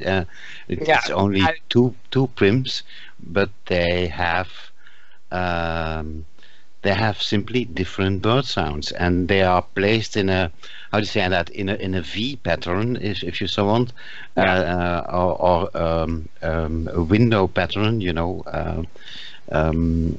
and so they are placed every, I don't know, 30-40 meters in the woods, and they kind of play with each other. So it's amusing to just play with sounds as you would with lights, and like light beams. Every now and then you have an accent of sun rays falling in. So yes, sound is very much part of what is called the experience. No, I think it's a sadly missed thing. In fact, sometimes I log in and I think something's wrong, and I realise I've been doing a show or something and I've muted all my in-world sounds. I think, of course something's wrong. I can't hear the place. But I don't have as many sounds as I'd like. It's something I've got to build up a bigger library of. But I read one the other day. I had a chimpanzee that I stuck in a little corner with some trees and stuff like that. He's just on his own, And I had some chimpanzee sounds. And the moment I read the chimpanzee sounds, it wasn't one chimp; it was a whole load of them. And whoever made the sound had put the volume up at it's so high. It wasn't like looking at a chimpanzee chattering at you. It was like the sound belonged in a jungle with 1,000 chimpanzees jumping on your head, so that clearly wasn't going to work. It's really difficult to find good sounds, really. I tend to. One thing I did learn is that I tended to learn how to duplicate sounds in subtle ways. For example, if I had the sound that went in a loop, right, and only lasted about 10 seconds, which is I don't consider is nearly long enough for to disguise the looping. I would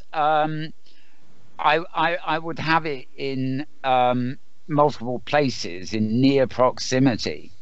But one thing I realized is the sounds, especially when they start off with a proximity script, don't synchronize with each other. So if you've got a bird going yak yak yak, yakety yak, and you've got another bird saying yak yak yak yakety yak back in absolute mimicry, right?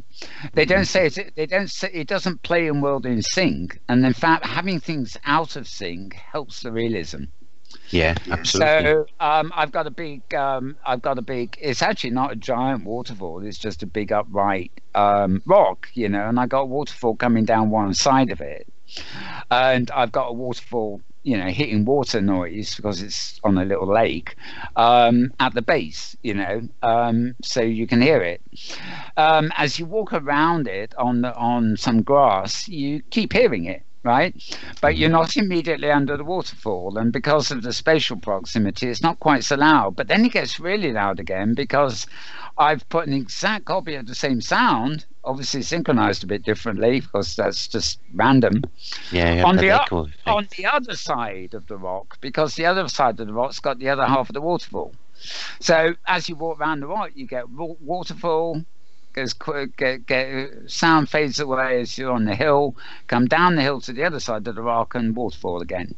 So it's two separate instances, but because of the placement, you get the feeling as you walk around the rock that you're walking away from the waterfall and then walking back to another one, if you see what I mean. And of course, that's actually just two copies of the same sound, and it's all down to where the sound is placed and how close you need to be to the sound to actually hear it. Yeah. But and I've got to admit, I cheat an awful lot. I've got the same ocean waves and stuff like that. But if I put them on an offshore prim and move it off the edge of the region, people can still hear the sound. But because it's on the rocks off the edge of the sim, it's actually a distant sound of surf. Whereas another copy of the same sound that's actually on the region border, close to where the avatar can get, is in close proximity to the avatar, so they can hear that one louder. Yeah. And so two of the copies of the same sound just create those varieties. I suppose it's like an orchestra where two stringed instruments are playing the same part. Yeah. And sometimes they're synced in unison, but sometimes one varies from the other to create that wider Indeed. feel. One of the other things I use on Neverleaf and on West Lorien too, that is prims that hide themselves. I use them in the opposite way in West Lorien, but when you are at the landing point of Neverleaf, you will land and you will see when you resin, you will see the panels where you can TP to. For example, the Neptune underwater build or the castle, and they will disappear when you step away from the landing, so they don't disrupt or interfere with the beauty of the landscape, and you don't see them until you go back to the landing point. You will see the TP panels. When you move away from them, you won't see them. And the opposite has been used in West Lorien, where when you land and you cam around, you see unicorns, and when you get closer, the unicorns go hiding. Yes. So, I must come and look at that carefully. Yeah. See what I can binge, because I haven't done anything like that. When you move around more on the region, you might bump into a dragon that will appear and that will roar at you. So you haven't seen everything yet. So, but that keeps people intrigued and wanting to come back and discover where it is. I have mixed feelings about dragons. I wasn't into role play enough to really want dragons, although since watching Game of Thrones, I've become rather fond of the creatures. But I actually have a dragon here way up in the sky running around in a circle just for the hell of it. It doesn't interfere with what's down below. It just casts it just casts a shadow on the ground. It's not smoke, is it? Yeah. But in Canada, when I was doing rigging up a kind of story to go with my build there, the idea was to, it's this strange like Bermuda Triangle type thing where things from all ages, all possibilities for sort of together for some reason. And wherever you are, there could be a backstory. And I wrote a few, but I wanted to get lots of people involved, and they didn't happen. But I had a wonderful backstory that actually starts. They kind of interlink or go off from one another. And I had a long backstory, which was an elven queen, and she had this little elven, well, I called it a castle, but it wasn't much more than a little thing on the cliff top. And, you know, in the backstory, there's, you know, she was ushered by Russians into an underground cave system to escape an attack. And, you know, her life begins there because she spends ages in the caverns and then in other areas of the region, finally ends up on the west coast and gets adopted by pirates. And eventually she's no longer an elven queen, she's a pirate queen.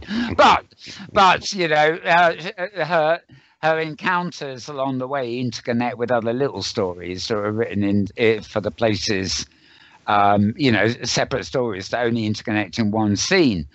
But I also had a present day sequence where two you know, major, you know, intercontinental CEOs take off in an aeroplane for a secret meeting, you know, and they actually go to the go over Cuba, and they're ushered out of Cuban airspace very quickly.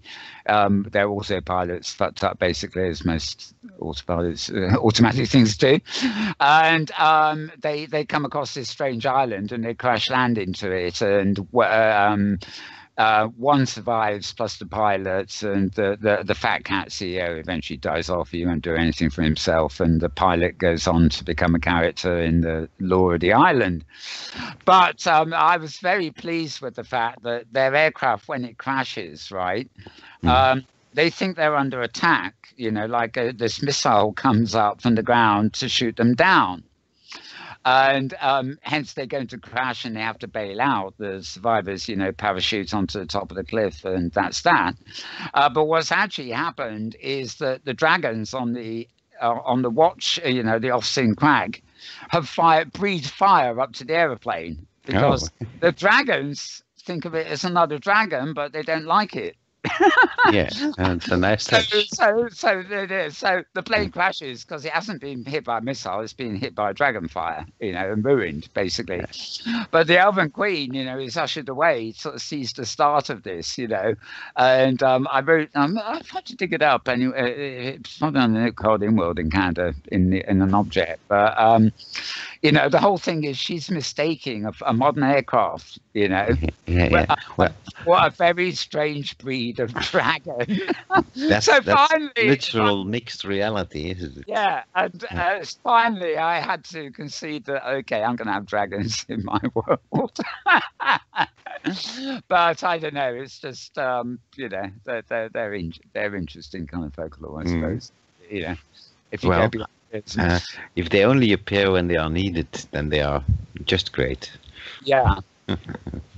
Now, I actually thought I had some pictures. I'd uploaded a picture of the Elven region to the, I guess it's the west, but in fact, I've now just moved to the last picture, and this one has, this is Vibel at heart, isn't it? This is a space region, a space station, and of course, when you go to Vibel's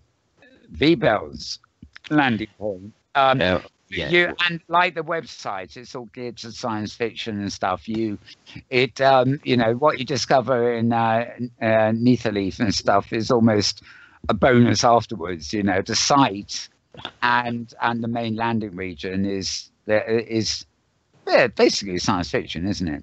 Well, yeah, like now the circle is round. I told that Neverleaf is actually nothing more than a planet where the sci-fi characters can rejuvenate and can come to rest, and the whole. It's just a planet in a more modern, evolved universe. And that makes a circle round. So instead of only having a fantasy region, we can literally expect or accept people coming from space, landing on Neverleaf and residing there and hanging around there. So the idea was to have it opened up and not limited to, you know, a bunch of role players only. You can and are very much invited to role play, but don't be surprised when you see some creature from another planet walking around. He just came by spaceship, so it's to say that everybody is welcome, actually. Wonderful. Yeah, so it's an adventure. I love it.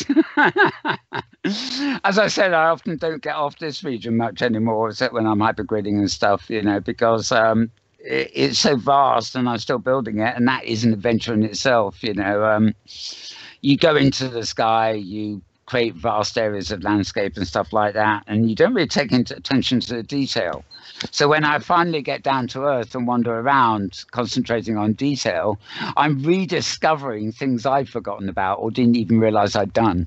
And so it's like it's like going to somebody else's region when you're on your own region. It's just daft, really. Well, one of the wonderful things to do was to build Fibel, but the whole basic idea was, first of all, be able to create a virtual world that is, up level enough. Excuse me, I'm going to cough. So that was the first challenge. I'm sorry. Yeah. The second challenge was actually would it be possible to pull it off, to learn Linux, have an externally hosted server and create a virtual world there? That was a challenge by itself. So I did. But the very first thing, the very first challenge was to, make a build that is really up level enough, and it needed to be mesh, and that's the reason why I chose fantasy, because there's the most shared objects on OpenSim that you can find are medievalish related. So I had the most material to work with, and within 14 days, the Never Leave was built, and I redid that with West Lorien now, with the Elven themed region, just prior to the HD Safari event.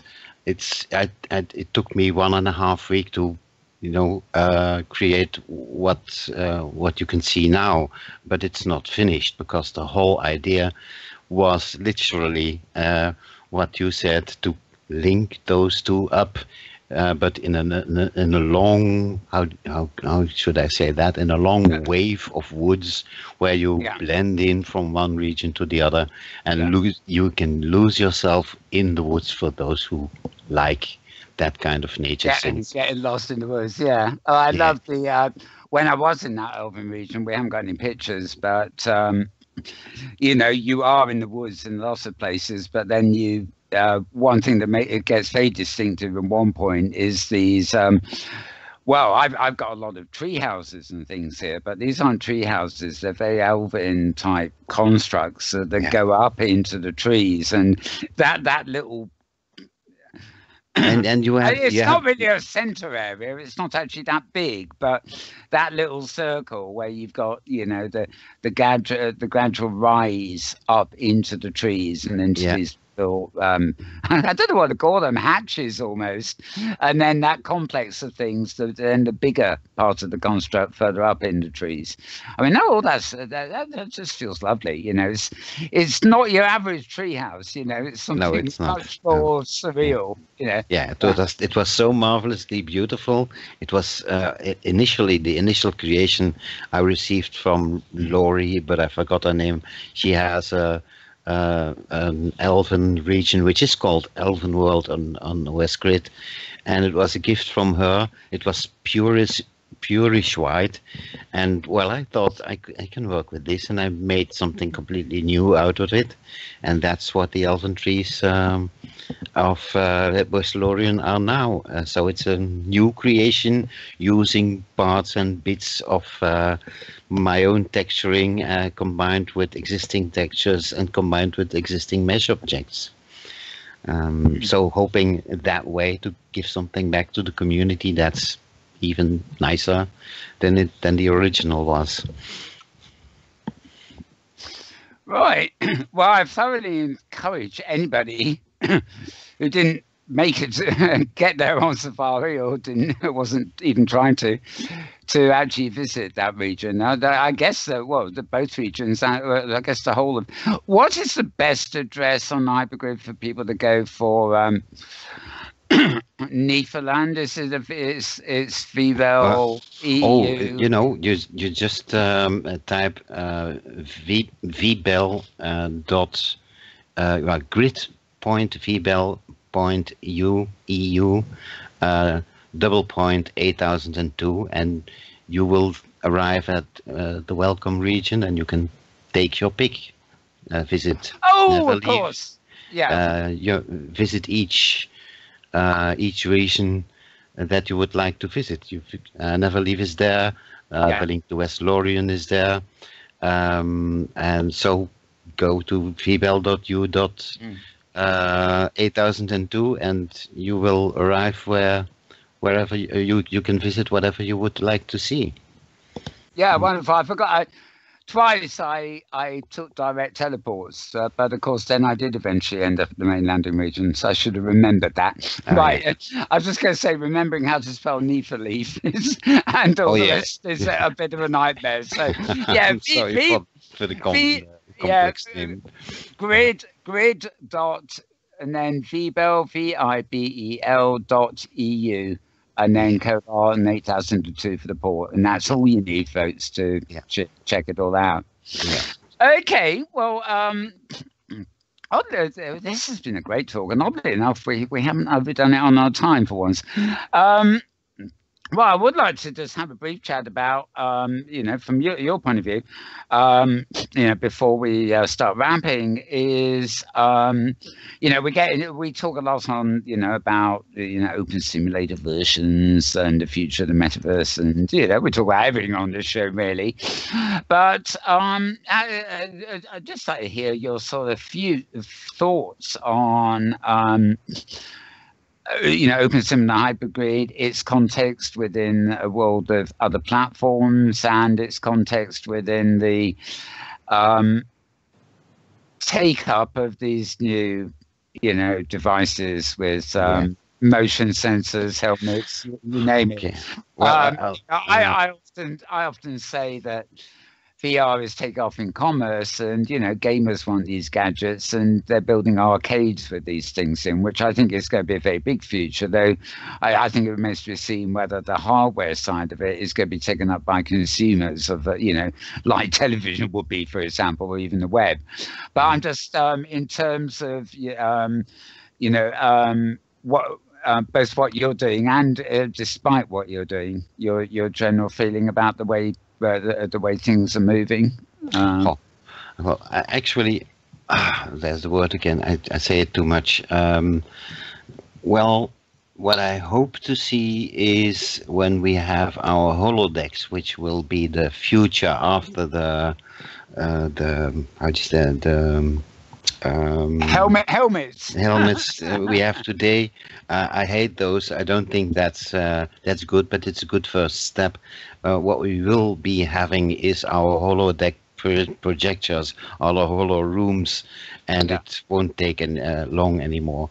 But then, how will OpenSim do compared to other solutions? Well, people want to do business, and business is done by having a closed solution and earning big money on selling that one closed solution.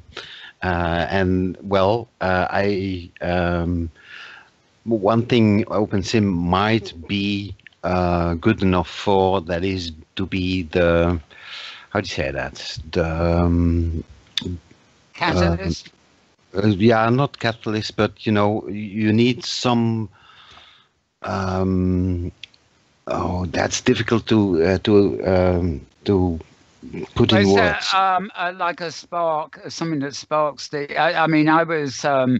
We were at an interview earlier in the year, because this is actually 10 years of OpenSim, not 10 years of the hypergrid, but 10 years of OpenSim. But at the community conference last year, I was running around saying that we're at a pivotal point in terms of all this crazy helmets and tactile things and VR take-ups, and lots of new platforms are coming along, but none of them have the magic that OpenSim has created over 10 years. They're not interconnected. You can't. The generic thing. So if OpenSim would manage to be the generic version you know, well, if you say catalyst, then that might be a good thing. The generic fallback situation where platforms would be would consider to make sure that compatibility would be there, then we have that universal thing that we might be hoping for. So where you can go from an OpenSim solution to a closed world solution for a higher experience, but you have a common ground, and that common ground, OpenSim has everything to be that common ground. What I would like to see that is that musea would use the OpenSim technology and to use that for their for archiving their 3D presentations, and then have a public archive for something that isn't being stashed away, but is always there. People can always visit and have an impression there. Like schools make projects, and the projects will be always there, and people can build on that. You know, like a Wikipedia of 3D, if you so want. That would be wonderful. But you know, that's dreaming out loud. That's probably not realistic. I'm thinking back to all years ago when Second Life was, you know, if OpenSim was there, it was still early days. You know, businesses sort of did, you know, a lot of businesses failed in Second Life simply because they didn't understand what the F they were doing. But, you know, they didn't immerse themselves to understand what they were dealing with. They just thought it's like another website for 3D. But as you say, business, you know, takes the approach there. But I think many of them that did understand Second Life and got into it, including educators, they made a sort of mistake because it was the only thing at the time. And Linden Lab's attitude was, we want to own the metaverse, right? So we want everybody to get into Second Life to do this. And of course, businesses, educators and stuff all fell for it. Linden Lab makes all the money, of course. It turns out to be quite expensive. OpenSim comes along and you realize you can do these things yourself for a fraction of the price. So a lot of educators and stuff are here. A lot of it is the criticism of realism and the cartoony. Second Life and OpenSim by extension look dated. And I'm actually not sure that is the case, because a lot of people are put off by uncanny photorealism because they still know it's not real, but it's just too real to be acceptable, you know. You know, they... you know, I think what we can do is graphically and communication-wise pretty much up to par. And the thing is, we have a collaborative shared environment.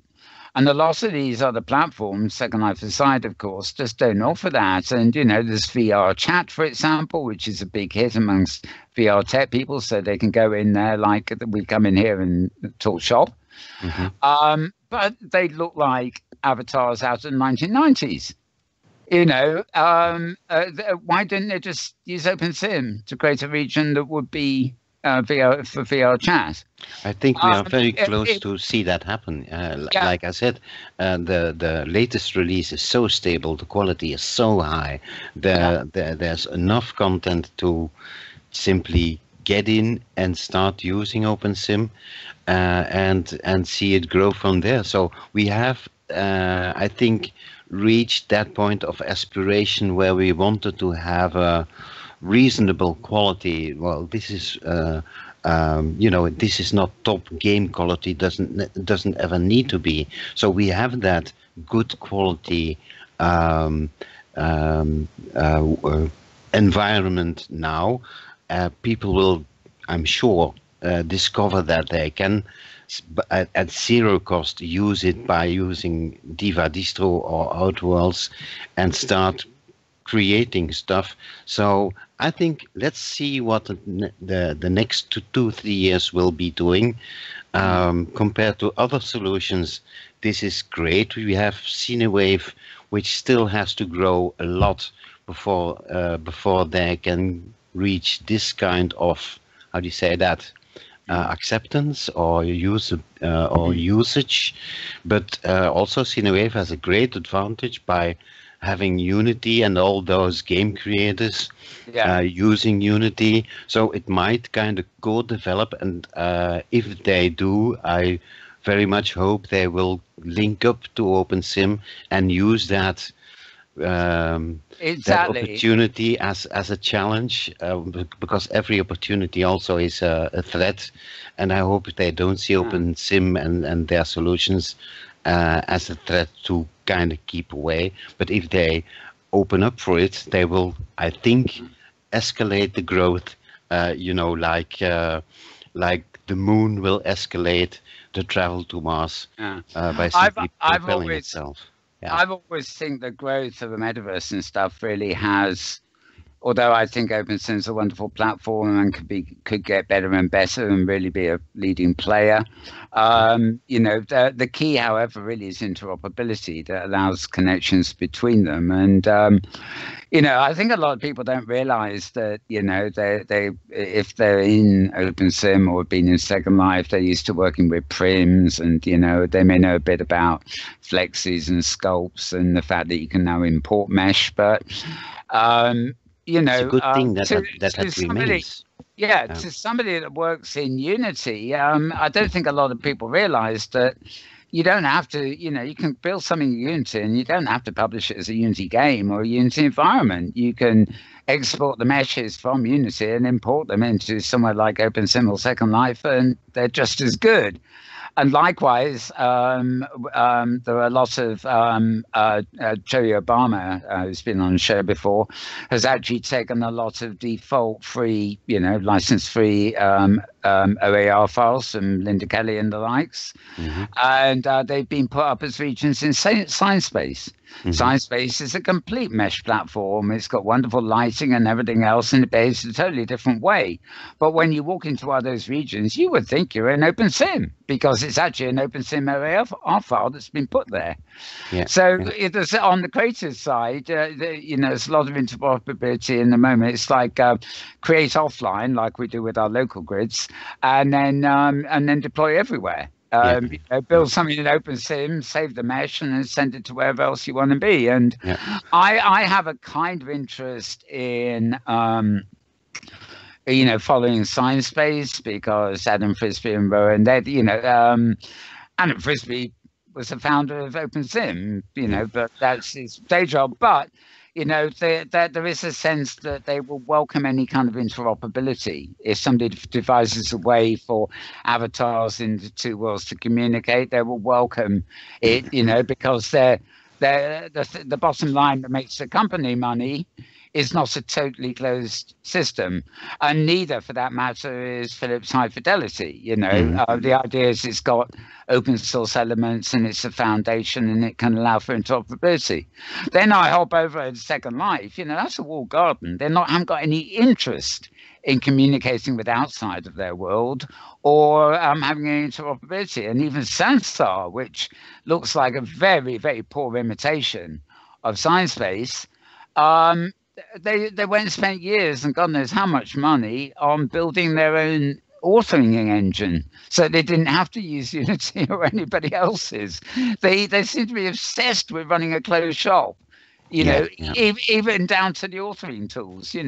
It's like an artist who does paintings using Photoshop, and insisting, I don't use Photoshop because it's owned by Photoshop or something. It's absurd that you would want. An artist doesn't build his own paints and go and mine the pigments to make up his own paints and stuff like that. He goes to an art shop and buys them. It's part of a process. And that's the idea that one company owns the whole process, to me, is absurd. And it's in defiance of interoperability. But so I think the being open to interoperability and being more than presentable and having 10 years of experience actually puts OpenSim even now in a very strong position. I think that the real key is, getting the marketing out there and maybe even, you know, finding an evangelist who will go around businesses telling them, you know, why are you wasting your time with these custom solutions for when you can have an open source solution that costs you nothing and allows you to connect with other businesses, you know. Yeah. So that's sadly one of the shortcomings of the OpenSim Foundation. There is no OpenSim Foundation. You know, you have only a core development team, if you so want, or a team that does nothing else than simply work on OpenSim technical development, which is wonderful by itself, obviously.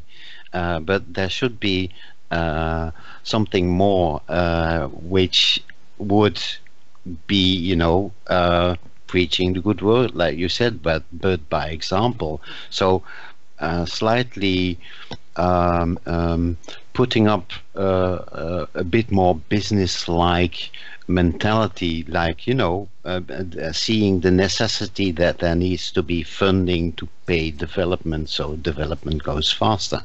There is a new group we've covered a bit. I love that statement. The problem with the OpenSim Foundation is there is no there foundation. is no OpenSim Foundation. There used to be overt, of course, overt, but yeah. that went when Justin went. So. Yeah, but there is, they're called the, I always call them immersive, but the Infinite Metaverse Alliance, they're called the IMA now, that's sprung up. Well, it's a nice idea, but not with the best fundamentals, yeah. It's a bit of a wait and see situation. I mean, to their credit, they have working groups up and running that include people from multiple strands, you know, people that might almost be considered competitors working together. And they also have a focus on the user rather than the technology. In other words, their idea is to come up with the things that need to be changed about technology. Whether OpenSim Core or anybody else would do it is not a matter, but to view it from usability. And they've got connections with, you know, disability forums and things, so they've got quite a focus. So they've got an almost obsessive focus on usability for every single person. And they've got the organization. They're a bit bureaucratic and it's hard to know, you know, I don't know, but you know, they whether they would fulfill a function of being able to say, you know, here is something that businesses can use and get that message across, I don't know, you know, but it's certainly a safer bet than the walled gardens, I think. It's an initiative. Let's see how it develops. Yeah. I'm curious, can you say more about the issues with the IMA? You said structural or? Well, that would be subject for a whole different conversation. So okay, fair enough. I have some second thoughts about whether they would be able to get, you know, real successes. But future will tell. Okay. And there are many thoughts that could be lined up. One of the things is they are working with in so many directions that I see it more as a bear in a wide how do you say that, in a wide stream full of salmons, and there's so many salmons. Yeah. I mean, it has reached a point where they really went sort of public before they intended to.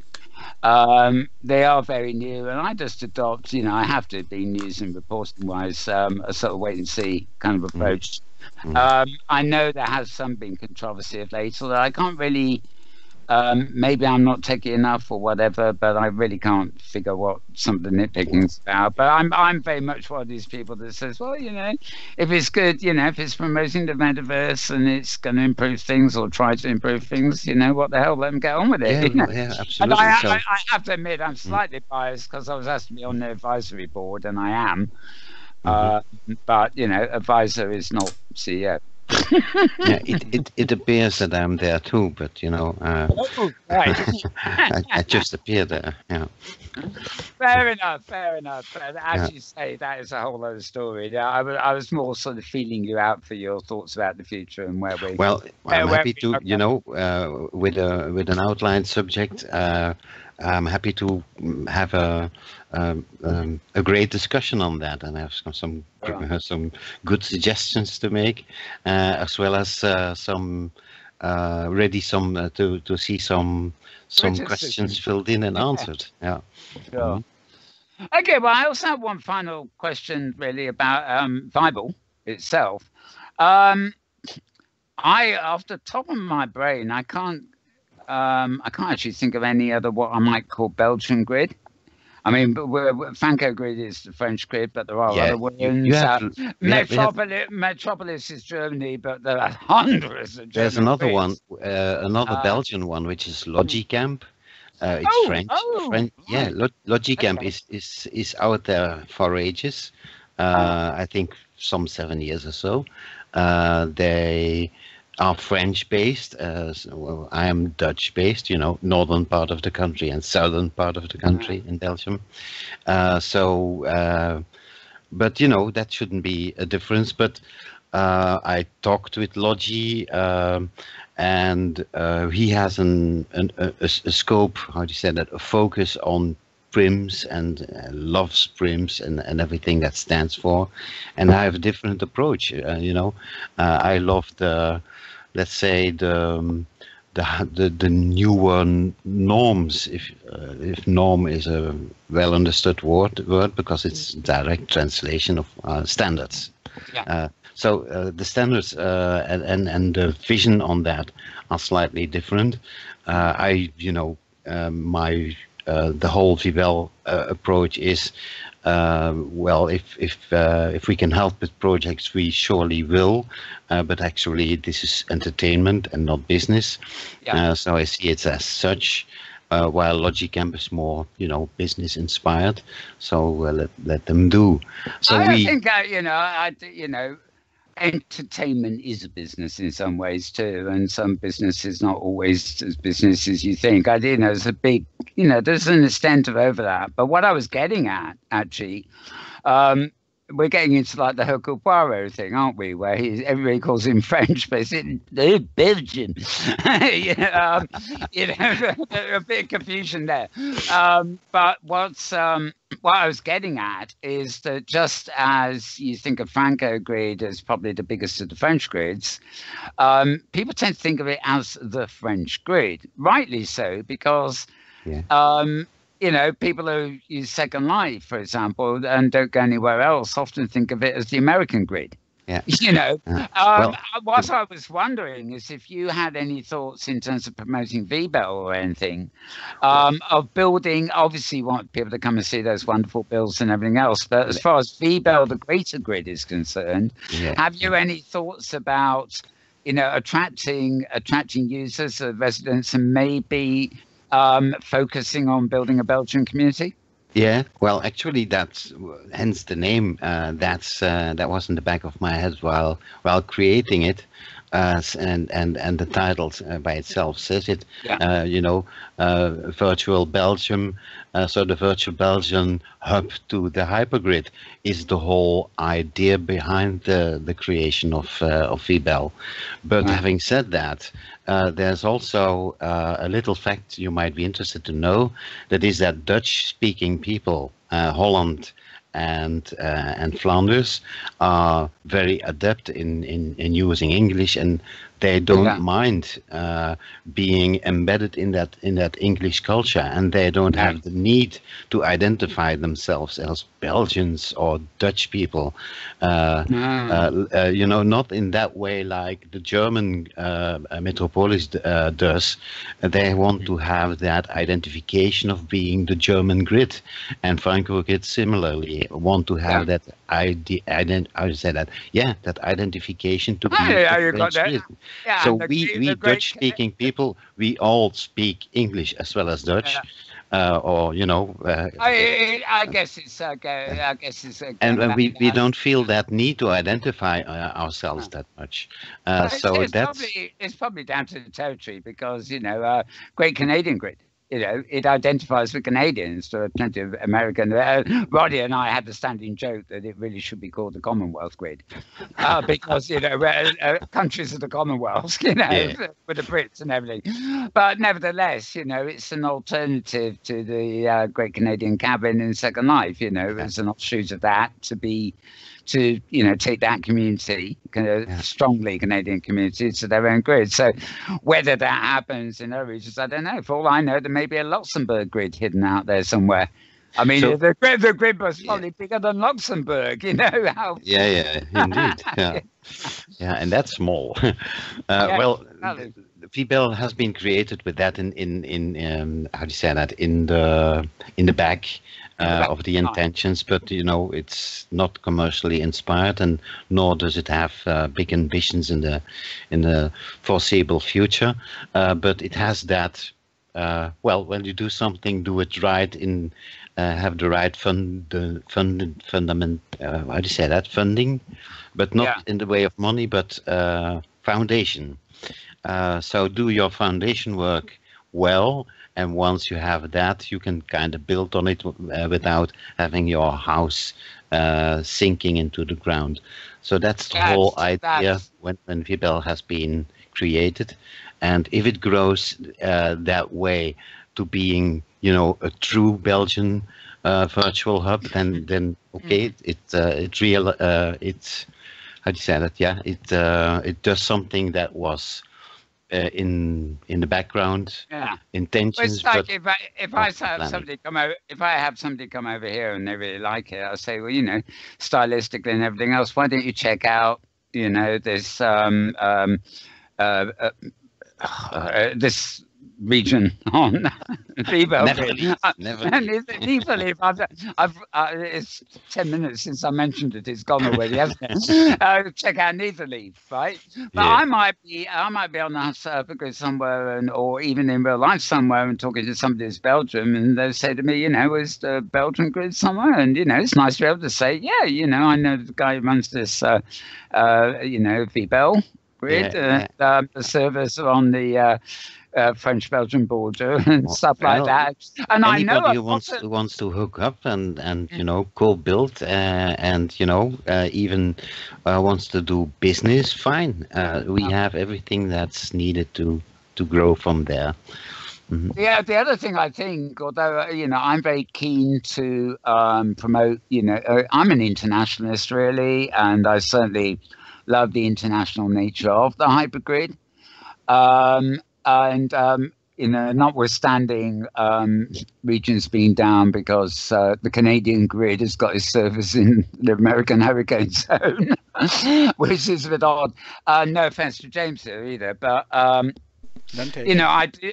do meet people, who want to know what's going on behind the scenes here. Now, open source, and this is all, this is freely available. It's open source, what you can do. But say, I know, but where are we going to house it and stuff like that? And there's a lot of, how can I put it gently? There's an amount of geopolitical apprehension about anything that's on the North American continent these days. Mm-hmm. Mm-hmm. There are other regions too. There are regions that seem to be increasingly building themselves behind national borders and building walls around themselves, or dominating power, or stuff like that. And a Turkish grid, etc. I was astonished, for example, where even it's a couple of years ago when Roddy at Great Canadian Grid made a decision. He works with Terry Ford at Worlds on tech anyway. So, being friends, it was an obvious sort of, segue. But I thought, were you promoting a Great Canadian Grid? You started it off on Canadian servers that were far higher speed than anything America had to offer. And yet, because the server providers didn't know anything about virtual worlds, they hosted websites. He just couldn't get on with them, and then so we'll go down to I think it's Orlando or somewhere in Florida. And then I thought, well, it's not really a Canadian grid anymore if it's hosted in the United States, But that was an incidental point before a lot of other things in the real world hit us. But I do sense, that certainly in Europe, I'm not so sure about Britain itself, but in Europe, we're not Europe anymore, anymore, are we? Or won't be soon. But yeah. But I do think European, possibly there is a bit of apprehension about, sort of, well, let's play it safe. Let's make sure that if we're, a Dutch no, choosing the wrong way. We're a Greek operation. Let's make sure our servers are in Greece or something, although they're suffering now. So but it's just that background thing that I think is in the air. That if the geopolitical landscape is becoming so unstable, the last thing you want to do is host parts of your business or your operation in regions of the world that are becoming either problematic or unstable. Let's call it unstable. Yeah. Okay. Yeah. Well, that's not actually on my palette of motivations, but yes, it's something to keep in the back of your mind. And well, having that independent, separate grid, we can go any direction. But do know that the HG assets are somehow strongly depending on, well, the technology that's being provided, and it's not so independent, if you would I think. So I'm not sure that the hypergrid asset servers are as independent as we want them to be.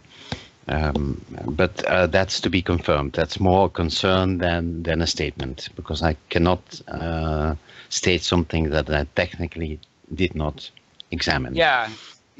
I think nothing is totally independent. I mean, there's obviously been a lot of improvements in Second Life, and other virtual worlds have used an HTTP pipeline to deliver textures. But if they're using HTTP, that is actually connecting to the back end of the web, and that is, that's beyond any territorial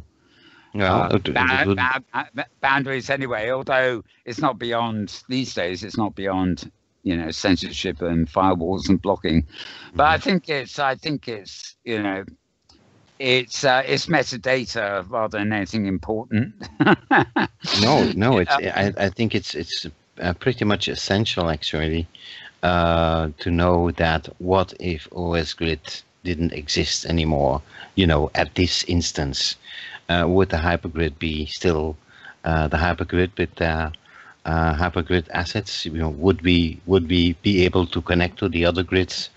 I don't know. I would like to see that confirmed in some way. That sounds like a question for your friend Dan Banner, actually. I have never considered the fact that there might be anything in OS Grid that is kind of powering the hypergrid. I've always assumed. My thought is that the hypergrid exists anywhere there's an OpenSIM installation that switches it on, and OS Grid could vanish. Well, it was offline for a long while. You have something like the hypergrid asset service servers. And although it has been intended to be, every grid has a part of the assets of the hypergrid, that's by design that way. But my question is, how is it truly independent? Just let's pull out some grids and see if we are still the hypergrid. Starting with, let's say, every US grid needs to be needs to have the plug pulled. Let's see how hypergrid we still are. Oh, sure, You sure. know, another aspect of this too is the viewers don't get talked about as much as the server, but the viewers are built still largely on Linden code, and to my understanding, like Firestorm viewer is still have consulting from Linden staff for maintenance and for updates. So is that vulnerable to the downfall? Well, it's a good question to see answered, but I don't see a problem there, because we have those on-view viewers and Singularity, which are truly open source. Okay. And we know that Firestorm is in close relationship with Linden Lab, just by design, or by usage, actually. But if Linden Lab suddenly vanished, apart from the fact there's a lot of people would probably come to OpenSim then, but if Linden Lab actually went under or something like that, as far as I understand it, something like Firestorm is consulting and using elements of Linden Lab's products, so that would be dubious. But when you've got something like Singularity and Unlock and stuff that is totally independent, we still have a problem with some of the Linden code that's in it, but there aren't actually any dependencies on Linden Lab that I understand. Yeah, so in other words, indeed. that buggy Linden Lab legacy code will still be in the viewer, but it doesn't depend on Linden Lab being alive and well to operate. Literally as is OpenSim code. Yeah. Firestorm viewer will probably crash the moment Linden Labs crashed, if you see what I mean. That's likely. Yeah. Fine. So why I'm not concerned, because I see those other viewers being around. I am quite sure that some of those viewers are not intended for Linden Lab to how do you say that? Are not intended to be compatible or dependent on Linden Lab. They are designed to be independent. So I know we have independent viewers. Yeah. It's an odd situation, because it seems that almost every viewer to date has even pitched towards OpenSim like Singularity is.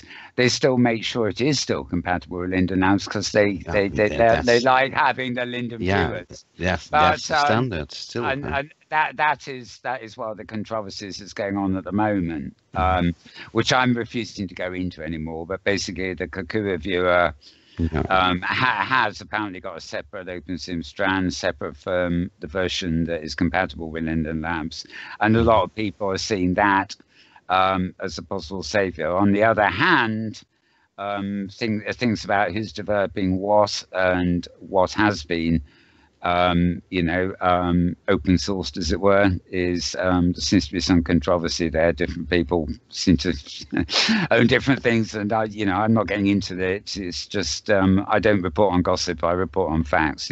So when there's a press release of some considerable verifiable information, that's from now on is when I'm going to air it. But certainly, it's been a big focus for a long while, is that OpenSim needs an open metaverse viewer, which has nothing to do with closed platforms. I don't necessarily agree. We need assurance that the viewers we use can be totally independent, but they don't need to be. So I very much like first of all, I'm a Firestorm fan. Because it's for me, for my purpose, it's simply the best viewer around. So as long as I'm sure that if Firestorm isn't around anymore, I can use an alternative, then that's good enough for me, and that's all the time I will invest in that, because it's not as of course it's essential. Because without it, you would not be able to use the 3D worlds. But I see a whole bunch of other priorities that would be more interesting to work on. To have virtual worlds gain that universal interest. But the one thing that I'm not quite getting my head around is the fact that we as an open sim community don't have that big momentum that should be there now. So I still think that's going to come, or it will never come. We will be the few people that like pixel reality, and it's too far from reality for other people, and not relating to this kind of immersiveness.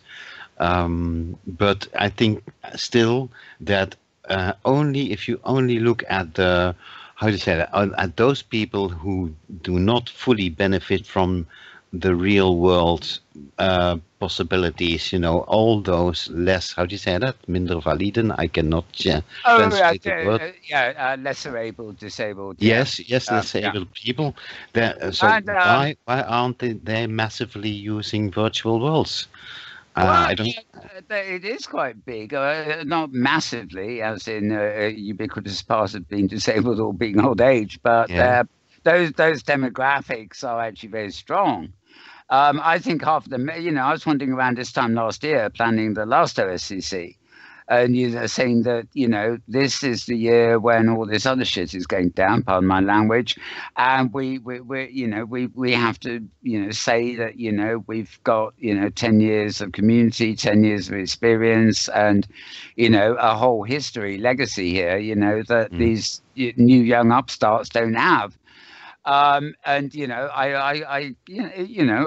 year later, I still feel that's the case. I think really the use case thing is a wee bit different too. I mean, we're talking about having very simple virtual world viewer interface that won't actually be a viewer. It will be an embeddable viewer, WebGL viewer that you can put on a web page. And you can tell a non-virtual world user on Facebook, follow this link and come to my place. And they can come to a web page that is a lightweight view only, no building or anything, for copy of your space, so they can enter you on the web, so to speak, without having all the build and all the flashy stuff we have in a fully heavyweight viewer. But also, if people like that, you're going to have to have a viewer to recommend to them. And I think the challenge over and beyond that is targeting the right kind of people. And 10 years ago, we were thinking maybe we were thinking Second Life, as it was at the time, was the future of the metaverse. And, you can slow down, you can relax a bit, you can collaborate, you can do things. Yeah, sure, you can have a party, but you can create. And, it's the perfect place to slow down. Stop driving your car and taking aeroplanes, go to a virtual space where you can do similar things, and the more people do it, of course, the greater acceleration there will be in development and progress. But it is a problem when you're trying to promote this stuff. If you take the average, 30, 40-year-old now, let alone young kids who are out in the world anyway, people have grown up and they are living in this highly stressful, fast, soundbite environment. And somehow that demographic is one it's very hard to convince needs to slow down and needs to use things like virtual worlds, not because they're pixels, but because they're a utility. They're useful socially, business-wise, everything else. And it is a problem if you're dealing with a user demographic that is increasingly being brainwashed into thinking into the other direction of being mobile, being fast, doing everything really quick so you can get 1,000 things done in a minute. If everybody thought like that, it would be understandable that nobody ever wanted to enter a virtual world, because they'd be thinking, oh, I could have listened to 80 sound bites in the time it took me to log in, So that I think is the challenge. I mean, what's encouraging is that there are some people who really don't like virtual worlds. They you know, a friend of mine, you know, I put her in Second Life, and she was overjoyed. She thought it was great fun, and then she was standing in a room, and there were about 20 other avatars, and they all started talking to her, and it only then did it click. She was 25 real people online in the same room as her, and she doesn't like. She was the center of attention, and she shut down her computer. Okay, yeah, okay. That's of course also possible. Yeah, so it's possible, but you know, I think, you know, people have to be persuaded that the utility of virtual worlds and virtual environments is one of the key drivers. It's not just somewhere to escape, and why bother going there unless you want to escape. It's something useful for work, play, and everything else. But we need to prove that. And that's the big thing. So allow me just to TP us into a future 10 years from now. So we do have our holodecks, you know, in our living rooms, because not everyone will be able to afford a holodeck room. But you know, within the living room, you can have your virtual augmented reality type of conversation, and you know, while I'm sitting in my couch, you will we will be virtually be meeting and see each other, not on a screen, but as a holo projection. I do know that this is reality today. It just has to be tuned, optimized, machine compatible, etc. But it's a matter of how do you say that? It is there. It's just a matter of tuning it, refining it, and commercializing it. And and there's a big if OpenSim can play a role in that kind of context, then it might have a chance. But that depends on the Microsofts and the other suppliers that are all eager to create their closed solutions, and would not endorse an open solution like OpenSim. And that's the difficult if we don't know. I think we might fade out in a matter of a year when such a solution is the better one.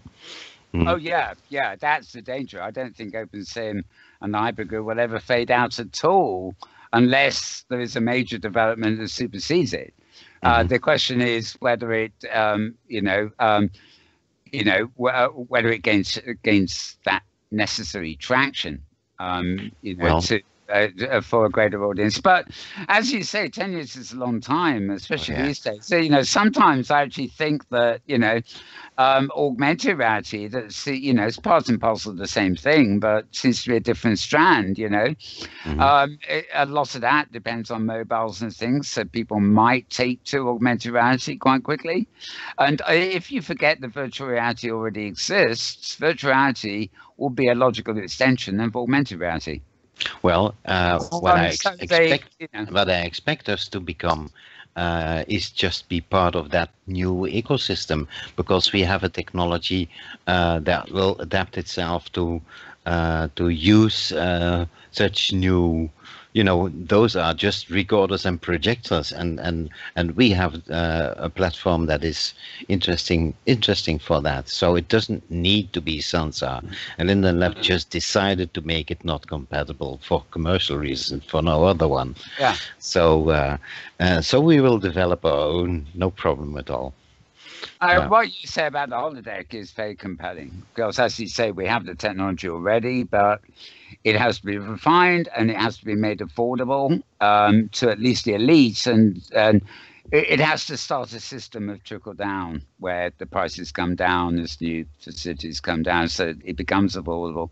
I think an odd thing actually in modern times is the people's home furnishings and things like that have moved towards very minimalistic styles. I've got one of those big old-fashioned hi-fis for my sound system, but now, I could probably throw it all out and buy a little box that does all the things my big ones do, which is the kind of thing people buy these days. So the idea that people might have a living area that's actually pretty naked of wall decoration and things other than screens already is, makes me think, that a lot of people would have that wall space for a holodeck kind of thing, but it's not that jump. It's the pricing, of course. Get a room fitted out like that for less than £1,000. Well, most, how do you say that, most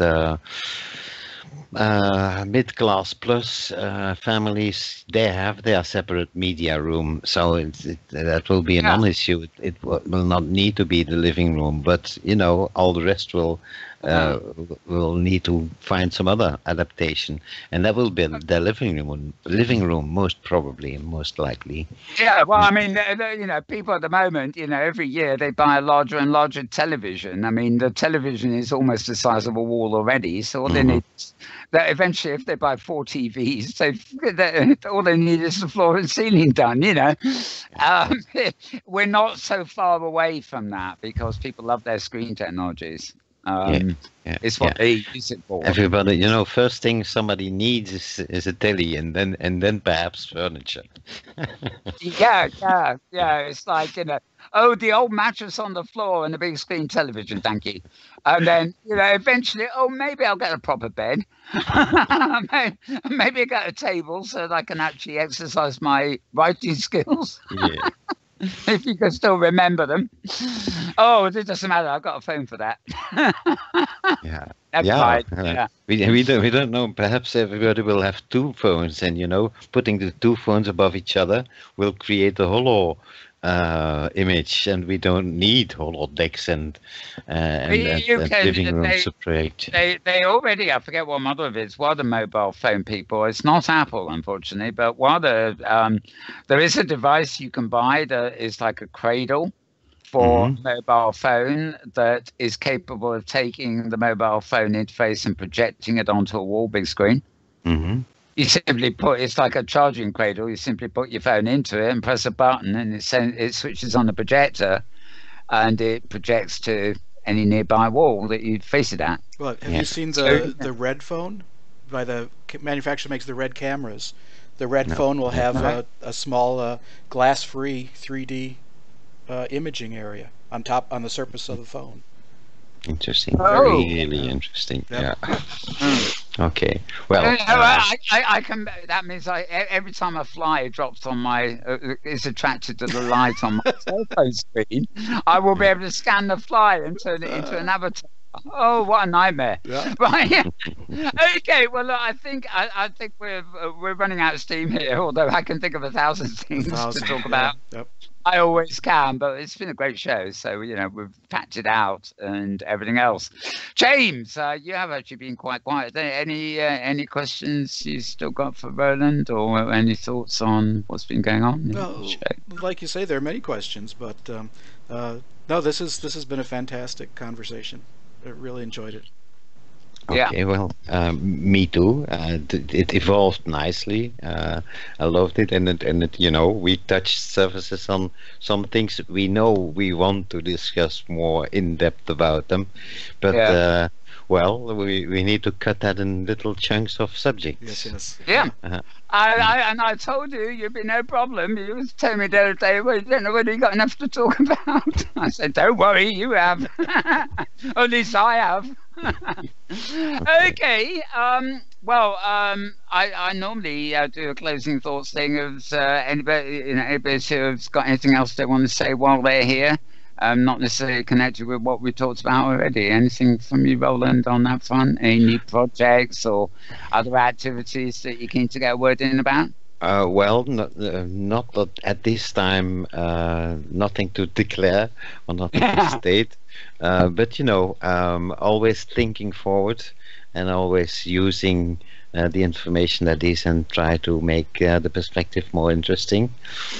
So no, I can say that I stepped into the open sim world or community after years and years of monitoring. I engaged one and a half year ago, and for me it has been an utmost thrilling experience. I loved the fact that I took the time to do it, and I love each moment that I'm doing stuff with OpenSim. So this is evolving greatly. I'm happy to be here and to contribute and to see it, help it grow where it needs to go. Wonderful. I could not concur with that more. It's one wonderful thing. And James, I take it. Actually, I love this. Sort of, you ask people questions and they say no comment. Yeah, what was it you just said, Roland? Oh yeah, nothing to declare. I like that.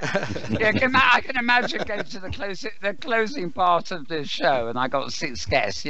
Number 1, nothing to declare. Number 2, nothing to declare. Yeah. Sorry. Yeah. I was just going to say, as a final thought, the set here on Outworlds is I feel like I'm at home. This is a wonderful set, a great location. The recording's been pretty much flawless, so nice to be here. And even that thing called Sky behaved itself. It did. After a glitchy start, which is almost inevitable. Yeah. I would say to those listening to what we are saying, just try it out and see where it brings you. It's not difficult. It's rather easy, and it opens up a universe of new possibilities. Just try it out. Nice. Okay, yeah, I'd also like to possibly new listeners. On a show a couple of weeks ago, we were talking. It was the one Eleanor from Inworld was on. It was this thing about Facebook, and I was saying, "Oh, I just steer clear of Facebook." I did actually realize I actually turned not my profile. This my Facebook page, as it's called. I renamed Metaworld, and if all goes according to plan, the IFTT service, those wonderful robots, will actually be posting this show on the Facebook page from now on. Since that's separate from my own personal sort of friends account, it's like an option. So if any of you out there maybe know me and are listening to this and thinking, what the hell have I stepped into? Well, this is it. And as we just said, this is exciting new territory to explore. Once upon a time you grew up and you wanted to join the Navy to get so you could become a pirate and exploring the world in your ship and colonize new lands. Well, you now have to do that stuff electronically. And whether you choose to log into a grid that is in outer space with lots of planets, or whether you choose to log into a grid that's a desert island, is up to you. But it's the new world of spaces. The electronic pages that we think of online are becoming electronic spaces. That is the change, 2D to 3D. That's all you need to know, and then you need to enjoy it. Anyway, okay, so that's it. I'd like to thank everybody who's been here. She's gone now, of course, but special thanks to Thirza, Ember, always welcome on the show, and great guest. Thanks also to James Atloud, who's also does some wonderful multitasking on the filming and operating the cameras here. So thank you, James. Oh, certainly. Yeah, compliments. Yeah. Oh, and finally, thank you to Roland Francis from vibel.eu. My pleasure. I enjoyed it quite a bit. Yeah, and now you know what it's like. I can probably persuade you to come back sometime. Who knows? Okay, we will be back next week, as usual. And I do know that we will have at least one person. I'll probably end up with the whole darn gang of people from the OpenSim Community Conference coming on chatting about that and the plans for this year. The call for proposals will be with you if you get these things in the mail already. I can tell you they'll be mailed on Tuesday. They're avoiding the 9/11 date for obvious reasons, so it's going out on Tuesday, and you can get your proposals in, but we'll be finding out a lot more about that and plans and stuff like that from I guess it'd be Rhiannon, and probably Leah will join us, who knows, but we'll be having that as one of our themes on next week's show for sure. So all it remains is for me to sign off. So wish you all a very good morning, a very good evening, a very good afternoon. Got that wrong, didn't I? And more importantly, a good tomorrow. Okay. If it isn't already, wherever and whenever you are. And we're out of here. Bye for now.